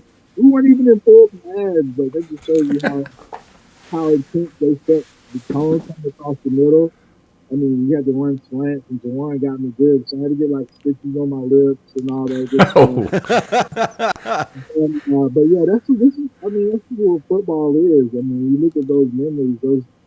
That's why I try to tell kids now. Like, football is one of the best teachers, not only of sports and character, but it helps you in life. You're going to deal with all those situations in life, whether it's just whatever, loss of family, but it teaches you how to be a character, how to, to look at people as your brother, get all these things together. It's all good. Oh, that's awesome. Well, I've got another question for you, and this is from the fan perspective looking in, right? Because none of us have never been there. We just want to understand what it's like. So you've been at Alabama for about a decade now, or a little more, right? So you've had time to kind of settle back into cheering for the Tide as opposed to being a part of it. If they sent you to the soup store today with a $120 gift certificate and said you got to spend it on a jersey, who you getting? Ooh, I'm getting that Bryce Young jersey. There you go. I like that. I need to get that Bryce Young or that Will Anderson jersey. One of those two guys. But Will Anderson, I mean, this guy's just, I mean, for him to be so young, to have the mindset of just the leadership, I just love listening to his interviews. But I mean, hopefully it rubs off. I think he's just such a leader at such a young age, and he's just built different. And I just hope it rubs off on the rest of the guys in the team. And, I mean, you can't definitely got Will Anderson and Bryce Young, but those are the two I'm best to do. Will Anderson, I mean, I go on and on about that guy. That guy is just. He would be a starter on any NFL team today. I mean, he is so good. He's like that. But he hasn't even perfected his pass rush. That's what people fail to realize. Like, he's just really getting a lot of sacks. And not giving up and want to. Just imagine when he learns how to like, really use his hands and set up his blocks and all that stuff. He's going to be. That's the second time I've heard that today. Roman Harper was talking about that this morning, and I'm like, "Good Lord, man! I heard him talking about it either. So if that kid's raw, good Lord!" Yeah, he's just all talent, man. And I remember the hype coming out of him out of Georgia. They were saying he's gonna have like 28 sacks, 16 junior year, whatever. And I just, listening to Andrew Jones and all those guys, and everybody's like, "Oh, Will Anderson's the guy I want to see." But you could see it last year. Yeah. He was just, by the time that week 4, 5, 6 games came around, he was just a force to be reckoned with. And I think that just really helps us to really know how to game plan and just really confuse offensive coordinators moving forward. So, yeah, he's a weapon there for sure. No doubt. Of course, on the Bama Standard, I called it, last year that this kid may be the next Derek Thomas, and people started harassing me about that. He's not going to be the next Derek Thomas, but if you look, man, he really is getting on that freaky, unreal track to where he could possibly beat Derek's sack record. Here's what we need to do. We need to get a Kickstarter going on so that we can build up about $25 million to get him to stay for his senior year through this NIL business, man. That's what I need. It's some NFL teams that probably just already just can't wait to get this guy. He's going to be number one off the board. He's just a stud. He's just a stud. So it's going to be interesting. Right. Well, the name of our show is the Saturday Morning Cocktail Kickoff, and that's a little bit of a loaded title, right? So we always got to ask, what's your favorite Saturday morning cocktail? Ooh. It's kind of cold. I will say I got to preface this first. Everybody drink responsibly, obviously. Absolutely. Yes. And make sure you drink your water. You know what? My thing, my it's not much of a cocktail. My thing is coffee. Like funny. You grow up, you're like, everything is about hot chocolate, but it's like when you start working in the business world and you get the addiction. Yes. It's amazing. I just had a Starbucks run not too long ago, so my drink would be coffee. I mean, yes. Well, if you get crazy, you can always pour a little Irish whiskey in there and spice it up. A little whatever you want. Yeah, a little Baileys. Beverage of your choice, but I'm gonna say coffee. That's kind of my game day. My wife stays on me to kind of limit myself to 1 cup a day, but it's hard. Yeah, it's really hard. Well, it's funny you say that. We almost renamed the show the Saturday Morning Coffee Kickoff 2 weeks ago because we were all just like, God, coffee only, please, today. It's so good, man. Once you start drinking it, it's like the best feeling ever. Absolutely. Now, Matt, I can't have you on here without you breaking down that special game-winning play. That was a crazy game to begin with. We jump out to a 21-0 lead. It looks like we're going to coast the rest of the game. Arkansas said no way, and they came roaring back, took the lead, and I'll let you pick it up from there on that final drive and how special that was. Yeah, I mean, it was the defense had to make a stop. I'll never forget. It was like third and 6 or something, and Arkansas had to pass the ball. And I think Ezekiel Knight, he dropped back and almost had an interception. So we forced him to punt. And we get the ball like in 40 something. It's like 2 minutes or something left, and we had to drive, 70-some yards or whatever. However, it's 60-some yards. And we just knew. I mean, I just remember telling JR Parker, once we get the ball back, we're going to win this game. The one thing about Coach Saban, he prepares you with the 2-minute drills and good on good. So, I mean, we actually ran the same play for like a couple times, and it was just open. And eventually, once we got in their territory, they started keying on me, some things up another round, and then made another catch. We were just moving. So we got like to the 4, and we never forget, we had a couple opportunities. At first down, I think one went up the field, but might have been 2, we tried a little, second down, we tried like a little drag route with Hughes. He got caught there like in the 2. Something like that, and it was like very down. And I remember the play that Mike ran, I was on the other side, and I just remember beating, my DB. And luckily, the coaches saw that, and they were like, let's put it, call it to the other side. It's kind of like our special play we want to run anyway. So we had to practice in this situation. So I just remember breaking the huddle, and we kind of have this kind of top secret information. But we have, I just have to communicate with JP because he want me to, take one way and then come back because he's going to be open either way. But John Parker let it on, and we just kept rolling. I was like, this is it. And so, at that point, you just want to beat the DB off the line. So I gave him a good little inside, 2-3 jab inside, just broke outside, and so the offensive line did an excellent job, protected, and they now John Parker threw an alley-oop perfect, I think, because he was getting pressure off the end. I think they jumped off sides on that play. They did. For us to have that discipline and still make the play and execute it, pandemonium. Yeah. Still see some pictures. A lot of people have still shots, but to see the still shot from the crowd's reaction, everybody was just like, oh my gosh, like, it's like it's something off a movie, Right. Yeah. Well, that wasn't exactly an uncontested catch either. I mean, you had to work for that one on the way down. You did. Had to work back for the ball and try to, go up for the ball before the DB came around. But, made the catch, got up, and it was just, I got up and makes you guys get confident again.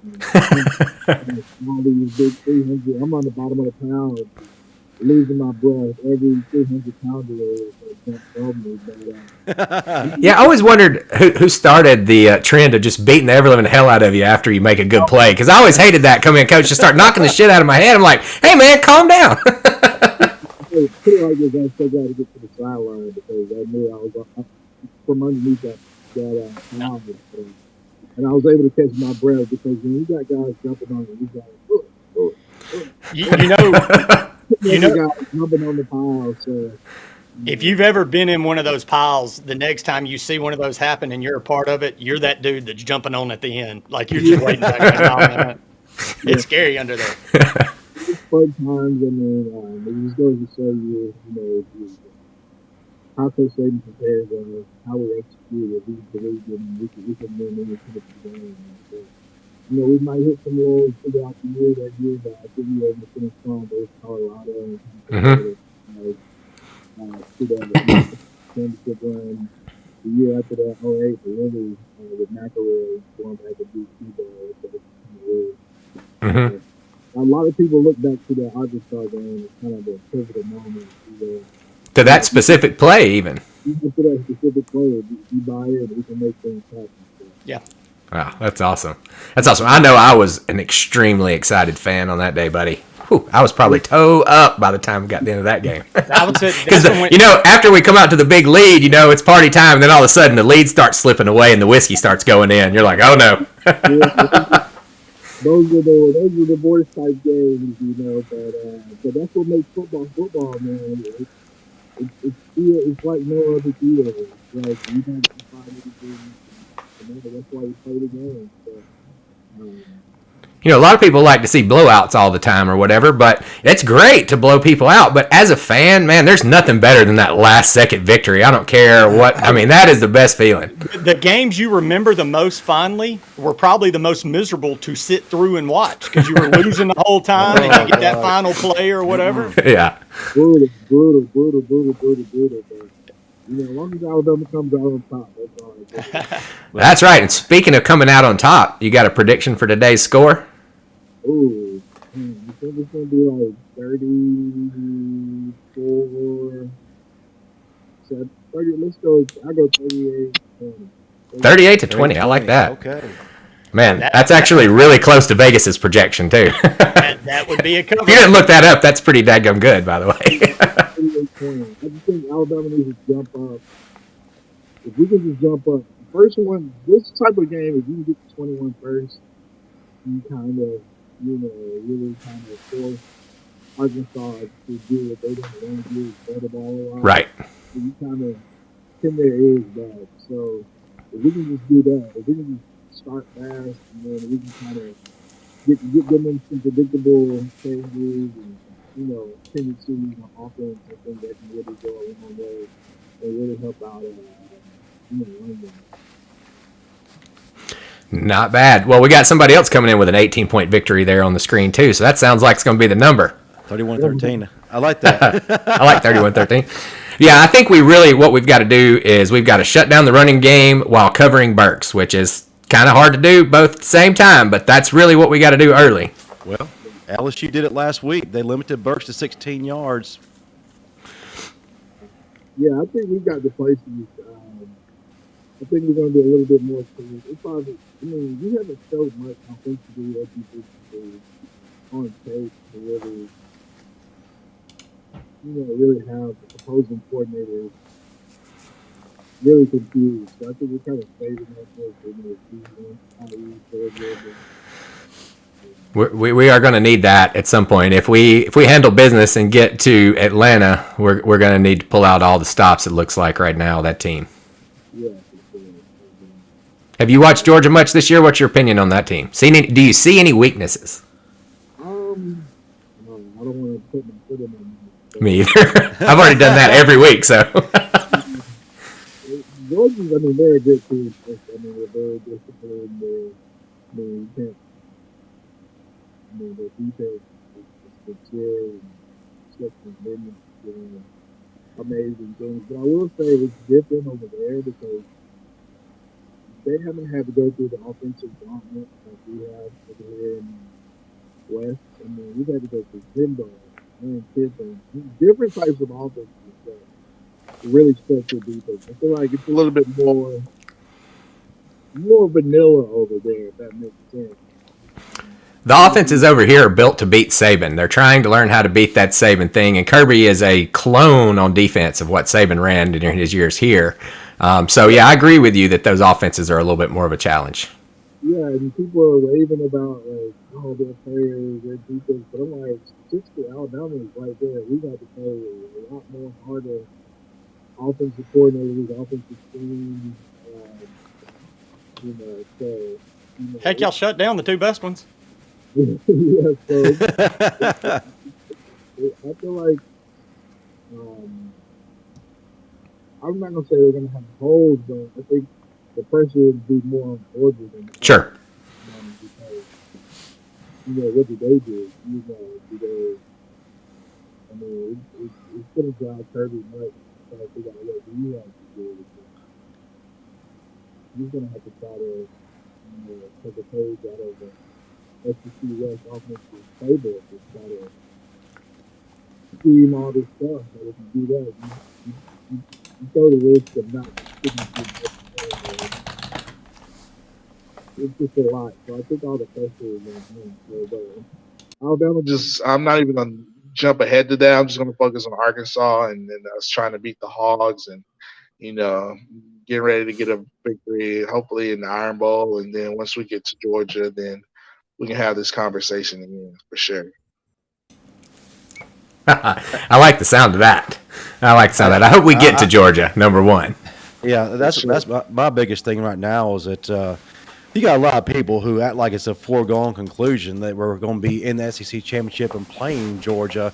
And given how we've had some problems this year, I think we just got to look at every opponent one game at a time.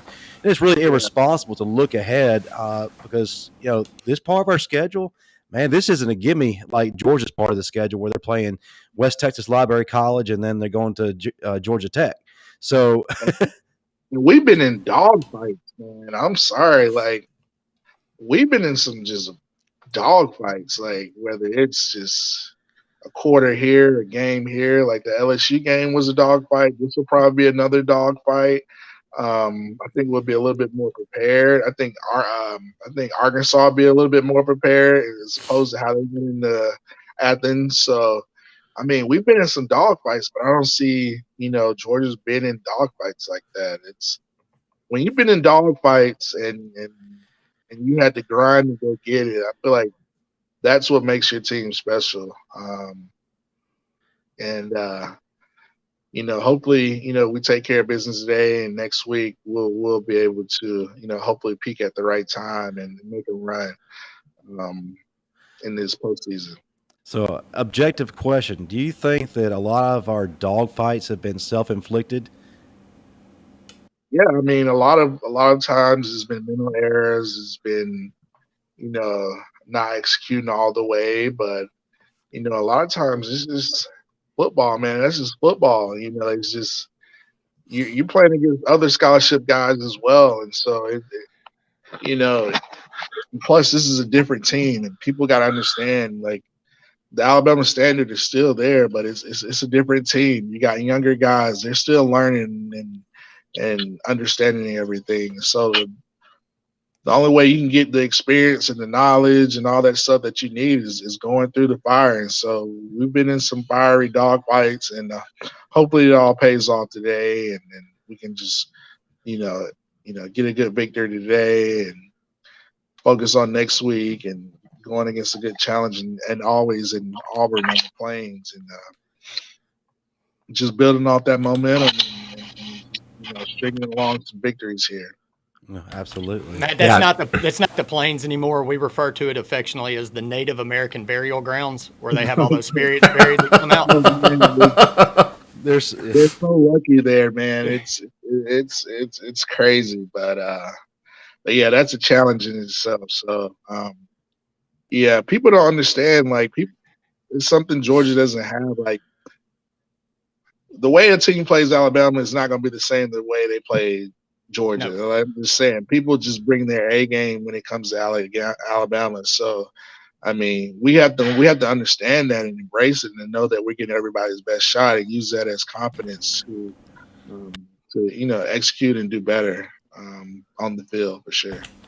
Well, we've definitely had more of a challenge this year for sure. That's true. Georgia had one challenge early in the year. They played one defense that was motivated, and if they hadn't scored on defense, they might have lost that game. That was Clemson right off the cuff. Mm-hmm. Since then, though, I think Georgia's figured out their offense a little bit more, but I still think we can beat them. But, again, I always got on my crimson glasses. I know.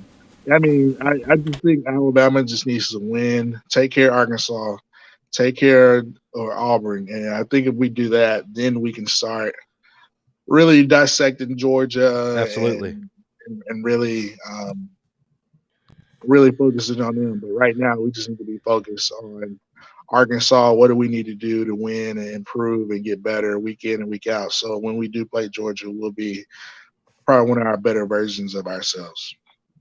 Absolutely. Well, Matt, one thing I definitely got to say about you when it comes to waiting and putting in your time and doing all the right things, you definitely were one of the perfect embodiments of that, because I don't know if you remember this back in 2003 when you were doing those freshman workouts at 5 a.m. or 6 a.m. with Coach Pollard. Oh, yeah.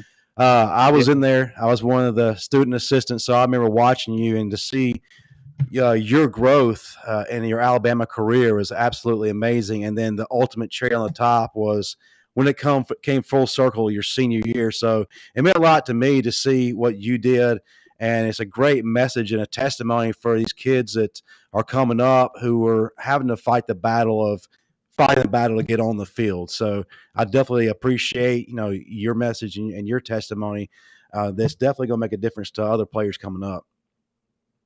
Yeah, man, just that commitment, that perseverance goes a long way. And, a lot of times the grass is not always greener on the other side. And a lot of times in life, once you commit to something, man, you have to stick it out, the good or the bad, and just learn how to embrace it and just make the best of your situation, because that's just a part of life. So, you look at Mac Jones. Mac Jones stuck it out, and,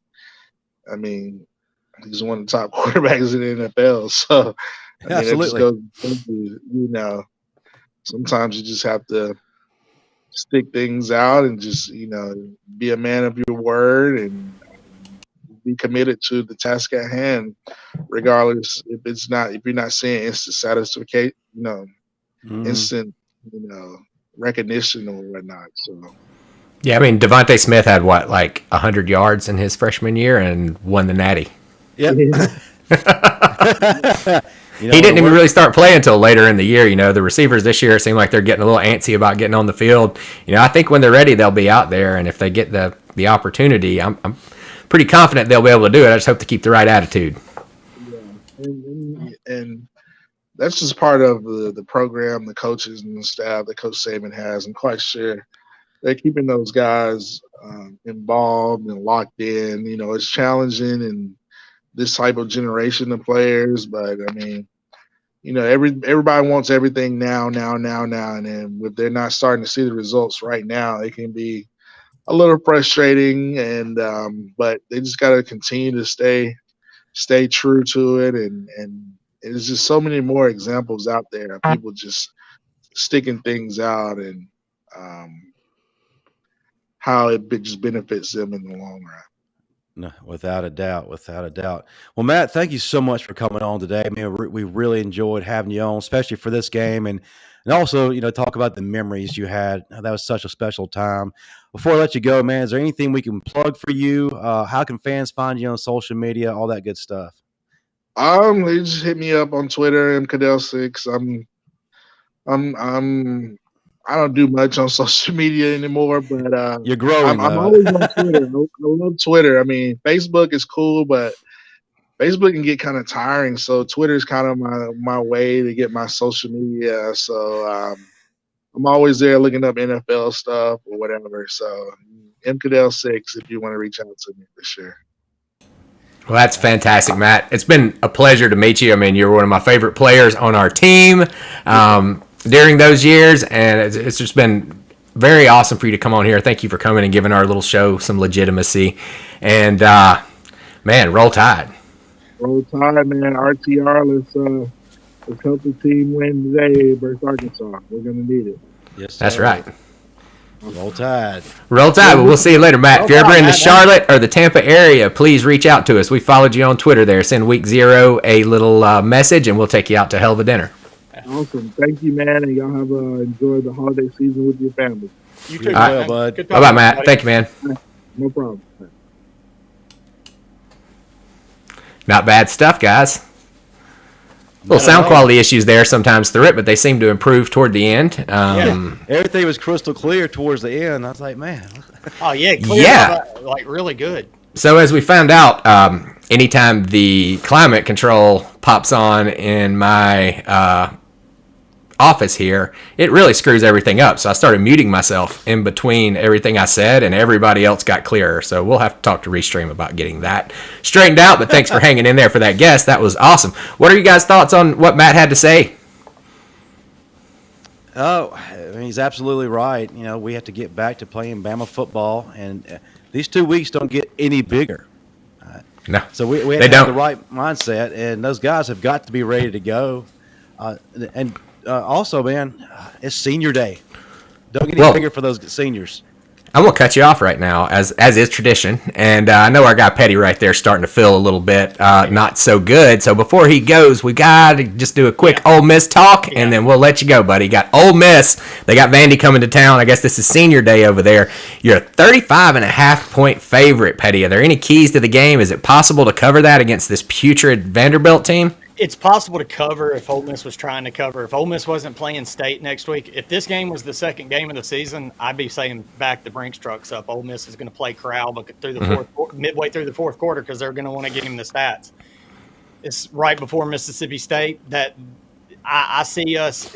I do think Matt may go into the third quarter because I do think Lane really wants to get him some stats if he can. Sure. But if there's any sign of Matt getting hit at any time, I think he's going to pull the plug. I actually don't think Ole Miss covers this line today, and we are huge. Shit, this is starting to hurt. We're huge fade Vandy people here. Unless they're playing a powerful offense that everybody's going to be betting on, right? Yeah, that's right. And I think Ole Miss just kind of pulls the plug here. And I think Vandy probably scores late to make it get within 30-something. But I think Ole Miss kicks the shit out of them pretty easily. Nice. Well, we need to get a... Go ahead. We need to get a really big get well soon banner to go right over the top of the screen for you there, Petty, because you've been a trooper today. Yeah, and we appreciate you hanging in there with us because I know it's not been easy. No, and I appreciate it, man. I'm not going to lie. I almost didn't make it through the Matt interview. I about pulled the plug halfway through it because this is the longest I've set up right since Wednesday. So I'm about to go lay down. I heard that, man. Well, thanks for joining us today, and we will wind this thing down, and we'll catch you shortly. I'm going to talk to you before these games start because I need to talk gambling. That's right. I'll be like, I can lay down and talk. So hey, roll Tide and hotty toddy to all my peoples out there. Roll Tide, hotty toddy, and our pilot friend can call Petty now since he's off the show, right? give me a minute, crying. All right, man. We'll see you next week, Petty. All right, bud. All right, Justin. We've got a couple more games left just to run through. One of them is this Alabama game, and I got to get your keys to the Bama game first thing. Oh, yeah, absolutely. First of all, I got to say, guys, this is a measuring stick for Alabama right now. A lot of people are saying, hey, we've been looking better defensively each game. We're starting to get it together. However, to be honest with you, that we hadn't really been tested, but today we're going to be tested. My keys to Alabama's victory, first and foremost, we got to win the line of scrimmage, man. That's the biggest glaring need. Doug Marrone needs to make sure he has the lineup in there that's going to get it done because these Hogs are pretty scary up front. So one of the best matchups of the day is going to be lucky for us. There's only 3 of them coming at you most plays, which is good. Yes, because they drop 8. But yes. those guys, they'll get you. Some horses. Yep. Matchup of the day, like I was saying, you're watching NFL prospects here. Evan Neal versus Trey Williams. Evan Neal has not surrendered any sacks. He's only given up 3 pressures. And Trey Williams is actually ranks as one of the best in the country right now in quarterback pressures. So be watching that matchup. Key number 2, match Arkansas's intensity. This week, if you've been following along with the press conferences, hasn't been the best week of practices. Nick Saban had to get on to the players regarding entitlement and being in their feelings, the quote-unquote poor me's. And this is a game where, this is not the Arkansas of old, like we said. You got to be dialed in. Motherfucker Jones is back this week. He says RPOs and screens. I like that against this defense. Can we please run some screens? Because they're going to be dropping 8, and the deep ball is not going to be there. So we're going to have to get the mid-range ball going. Of course, one of the biggest things is be fundamentally sound and disciplined, especially in regards to KJ Jefferson. As a matter of fact, please put Christian Harris on him as a spot. Don't put Henry Toto because that man will whiff like crazy. And like I mentioned earlier, to Matt, this is a game where Jaleel Billingsley needs to be a game changer again because they're going to be keen on Jamison Williams. We need the other guy to step up. And it's time for him to show up. Well, I'm right there with you on every one of those, and I'll even add a little bit to it. You said, the line of scrimmage, and then you talked about our offensive line. I really believe that our defensive line has got to stop the run without extra players in the box. All right, we need additional guy out there on Burks to keep that passing game. They don't really have a good passing game, but if they can get the ball over to that guy, and we've seen every quarterback that plays Alabama might as well be Steven Garcia. You know what I mean? They're going to have their best game, and I just want to make sure we're able to get the run stopped without having to commit a lot of people to the box. Second, cover Burks. All right, I think our offense is going to be fine today. I think our offense is going to be able to put points up. It's the defensive side. I don't want to get into a boat race with these guys. Absolutely. You bring up a very good point. Arkansas actually is ranked 6th nationally, number 2 in the SEC in regards to the run. Mm-hmm. That's what they do. And when they played Georgia, Georgia stopped the run and they didn't score a single point. I'd like to see our defense put up a performance like that today. Hey, matter of fact, this dial it back a little bit. There was a time when we played the number 3 team rushing nationally, and that was Ole Miss, and we held them to 73 yards. Mm-hmm. Can we do that again today? We're going to have to. Look, I'm going to tell you this: the Ole Miss team and the Arkansas team schematically are very close to each other. So, we could pull out that game plan and probably make some hay on that one. Yeah, no doubt. All right. Well, can I get that final score prediction? Well, one other thing I'd like to see, since we're down to walk-on players and flag football guys. At running back? At running back, I really would like to see Bill O'Brien, of course, B-Rob's going to be B-Rob, use him, but also let's get Trey Sanders in. Let's get him some touches, give him some looks, but also can we throw an extra wrinkle in there maybe and have some packages with Jalen Milroe at running back or quarterback? This is why I think he'd be fantastic, but I don't want to do it because Paul Tyson ain't the guy, and I do not want our season's fate in Paul Tyson's hands. So that's the only hesitation I have to the Milroe situation. I do think that he would be as good a running back as we've got on the field right now back there, but I think he's better at us for quarterback if we were to lose Bryce. But listen, man, you got to throw him in there. I think just to have an added wrinkle. That if you watched him up close, that dude is hit quick twitch, just explosive. And if you put him in, man, they're going to have to respect the run and the pass. I think we both feel the same way about this one. Are you going to take that one, or you want me to? I'd rather not. If you we might as well put Evan Neal back there if we're going to put Slade Bolden back there, because I think they have about the same 40 time, right? You know what? Let's put Will Anderson back there because. Yeah. All due respect to Slade Bolden, he's a great possession guy. He's a guy that works hard, but he is not known for speed. He's a great possession guy until somebody pays him to slap down a couple balls. I don't know how that happened. Like, when you're that guy, you never drop the ball. You never miss it. And he's missed a few this year that were right there. But, again, Slade's a great player, does all the right things. I just don't think he's fast enough to break anything away to be back in our backfield. Right. So I'm not sure exactly why we're going that route, but hey, there's a reason why Coach Saban has won 7 national championships. So I don't think Slade fumbles very much, so that's a good thing. He doesn't do that. He doesn't do that. Yeah. So that may be what it is. In regards to score, I got a feeling today that it's going to be a lot closer than it should be. Petty's still watching there. He wanted to say, Jim Rat, bringing lunch pail. All the yeah, I think that's everybody's thoughts, Mr. Jones. That did not. I don't think that inspired the Bama fan base when we heard that Slade Bolden was practicing at running back. Score today: Alabama 31, Arkansas 21. 31-21. That's close. I don't like that. Unless we're now. Listen, if everything's clicking, yes, in game 11 finally clicking, we're on all cylinders. We played to the Bama standard, which we can do. It's not going to be close.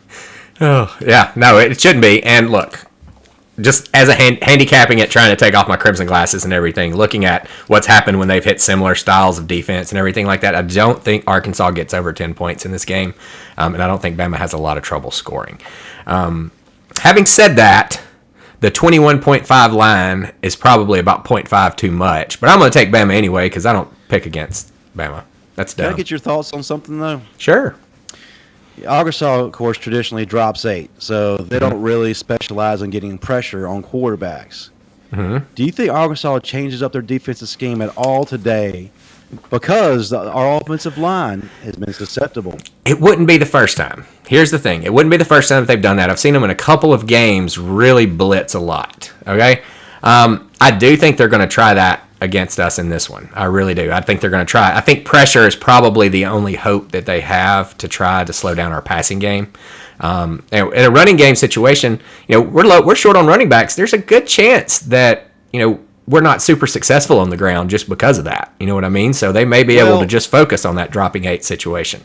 Are we not super successful in the running game today because Bill O'Brien tries to force the pass, or is it because the Arkansas genuinely shuts it down?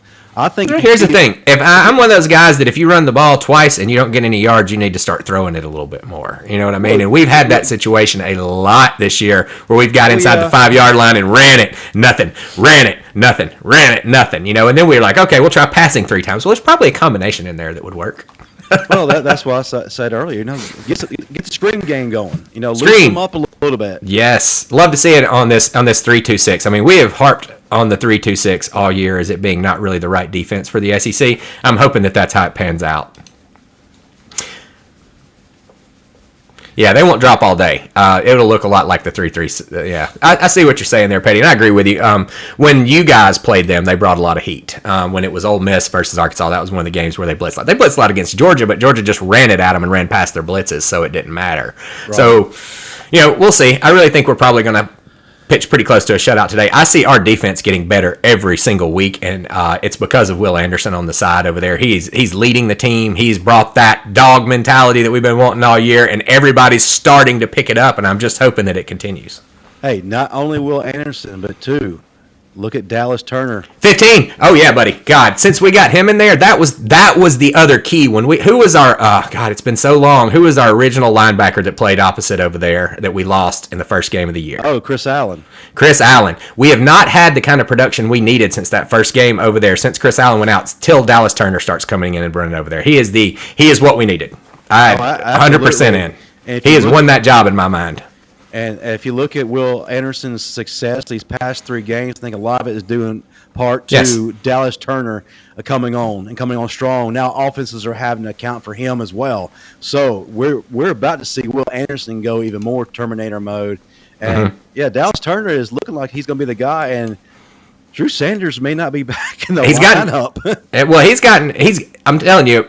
He's gotten better too, okay? He's gotten more aggressive throughout the year. He just wasn't quite ready to be on the field. Yeah, I think Drew Sanders is going to be a stud before it's all said and done. He just wasn't quite ready to be on the field. Dallas Turner's been ready. It looks like that dude's ready to play football, buddy. He's aggressive. You don't see the quarterback standing back there and him deciding whether or not he's going to go after him like you saw with Drew Sanders a few times, kind of being deer in headlights. Yeah, he's gone. He's an attacker. He's got that Dante Hightower mentality, just like a attack dog, and I love it. So I'm excited to see this. I think our defense is coming together right now. Our offense has kind of always been together, but clunky. I'm hoping we can smooth that out a little bit on these last couple games, because I think what I'm seeing in this team is optimism for me. Right. All right. Well, we've got one more game to cover for our Auburn fans out there. Have you paid attention to this one at all? We got Auburn heading over to South Carolina, and this game started out as a 9.5 Auburn line, and it's been bet down to 7.5. I want to get your take on that. You know what's going on with South Carolina, how they've been all year. They have been coming on a little bit more later toward the end of the year, but do you think that they can hang with Auburn? Well, I'm kind of questioning where Auburn's head is right now. What kind of mentality they have? Of course, they just lost Bo Nix. He was their guy, so you kind of. I think that's a positive. I think it's a positive too, because I think that backup's better. With T.J. Finley, you got a guy who's going to sit in the pocket. He's not going to try to run backwards to try to save a play. He's just going to fire it in there. Now, he can be a little bit of a gambler when it comes to his throws. He can spray him a little bit occasionally too. I like what he can do, and it's going to be interesting to see what the Auburn team shows up against South Carolina. South Carolina, like you said, has been up and down all year. They're trying to turn the corner, and I thought that they were possibly turning the corner this season towards possibly getting a bowl bid after they beat Florida, but then the next week they drop a head-scratcher to Missouri.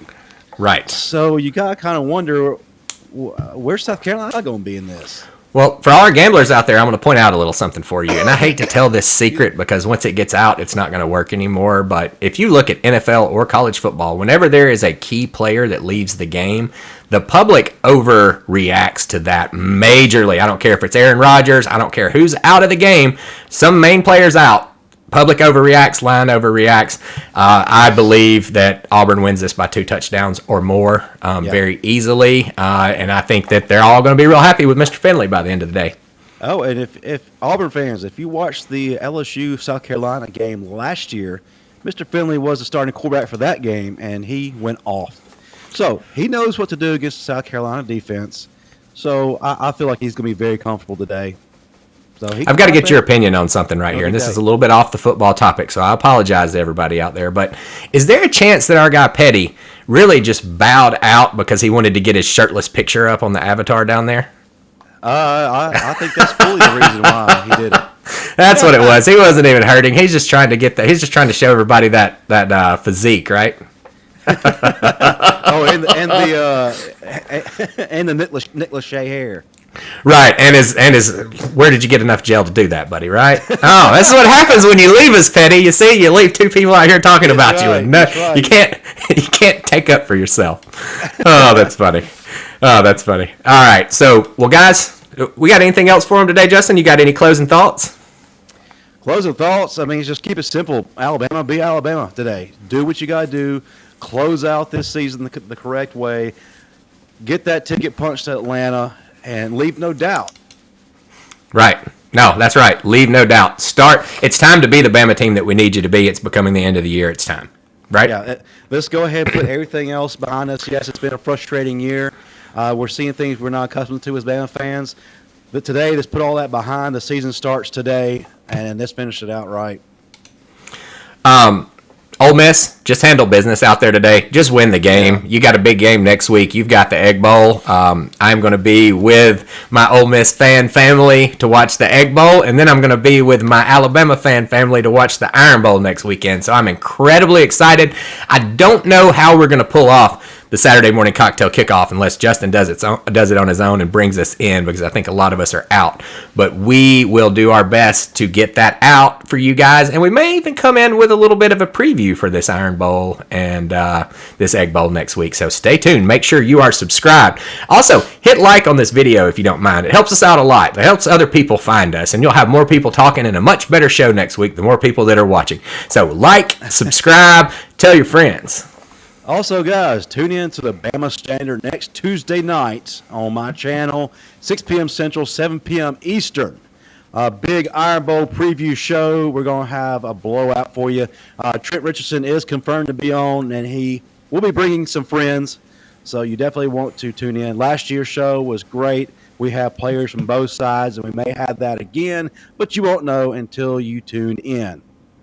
Tuesday nights, 7:30. Is that right? My time? 6:30 your time? 6 p.m. my time, 7 p.m. Eastern your time. Awesome. So, yeah, definitely be in our audience. Matter of fact, let's set an audience record next Tuesday night. Be there. Next Tuesday night. I'll be there. I'll be there with my smart-ass comments on the side. All right. Well, thank you, everybody, for tuning in. We can't wait to see you next week. Don't forget, like, subscribe, and we'll talk to you later. Roll Tide. Roll Tide. And hotty toddy out there for all you guys, and even a War Eagle. Yikes, can't believe I said that. Not next week. You won't get that. You guys aren't getting that next week. All right, see ya. See ya. Whoops. Almost forgot our little, never forget your sponsors.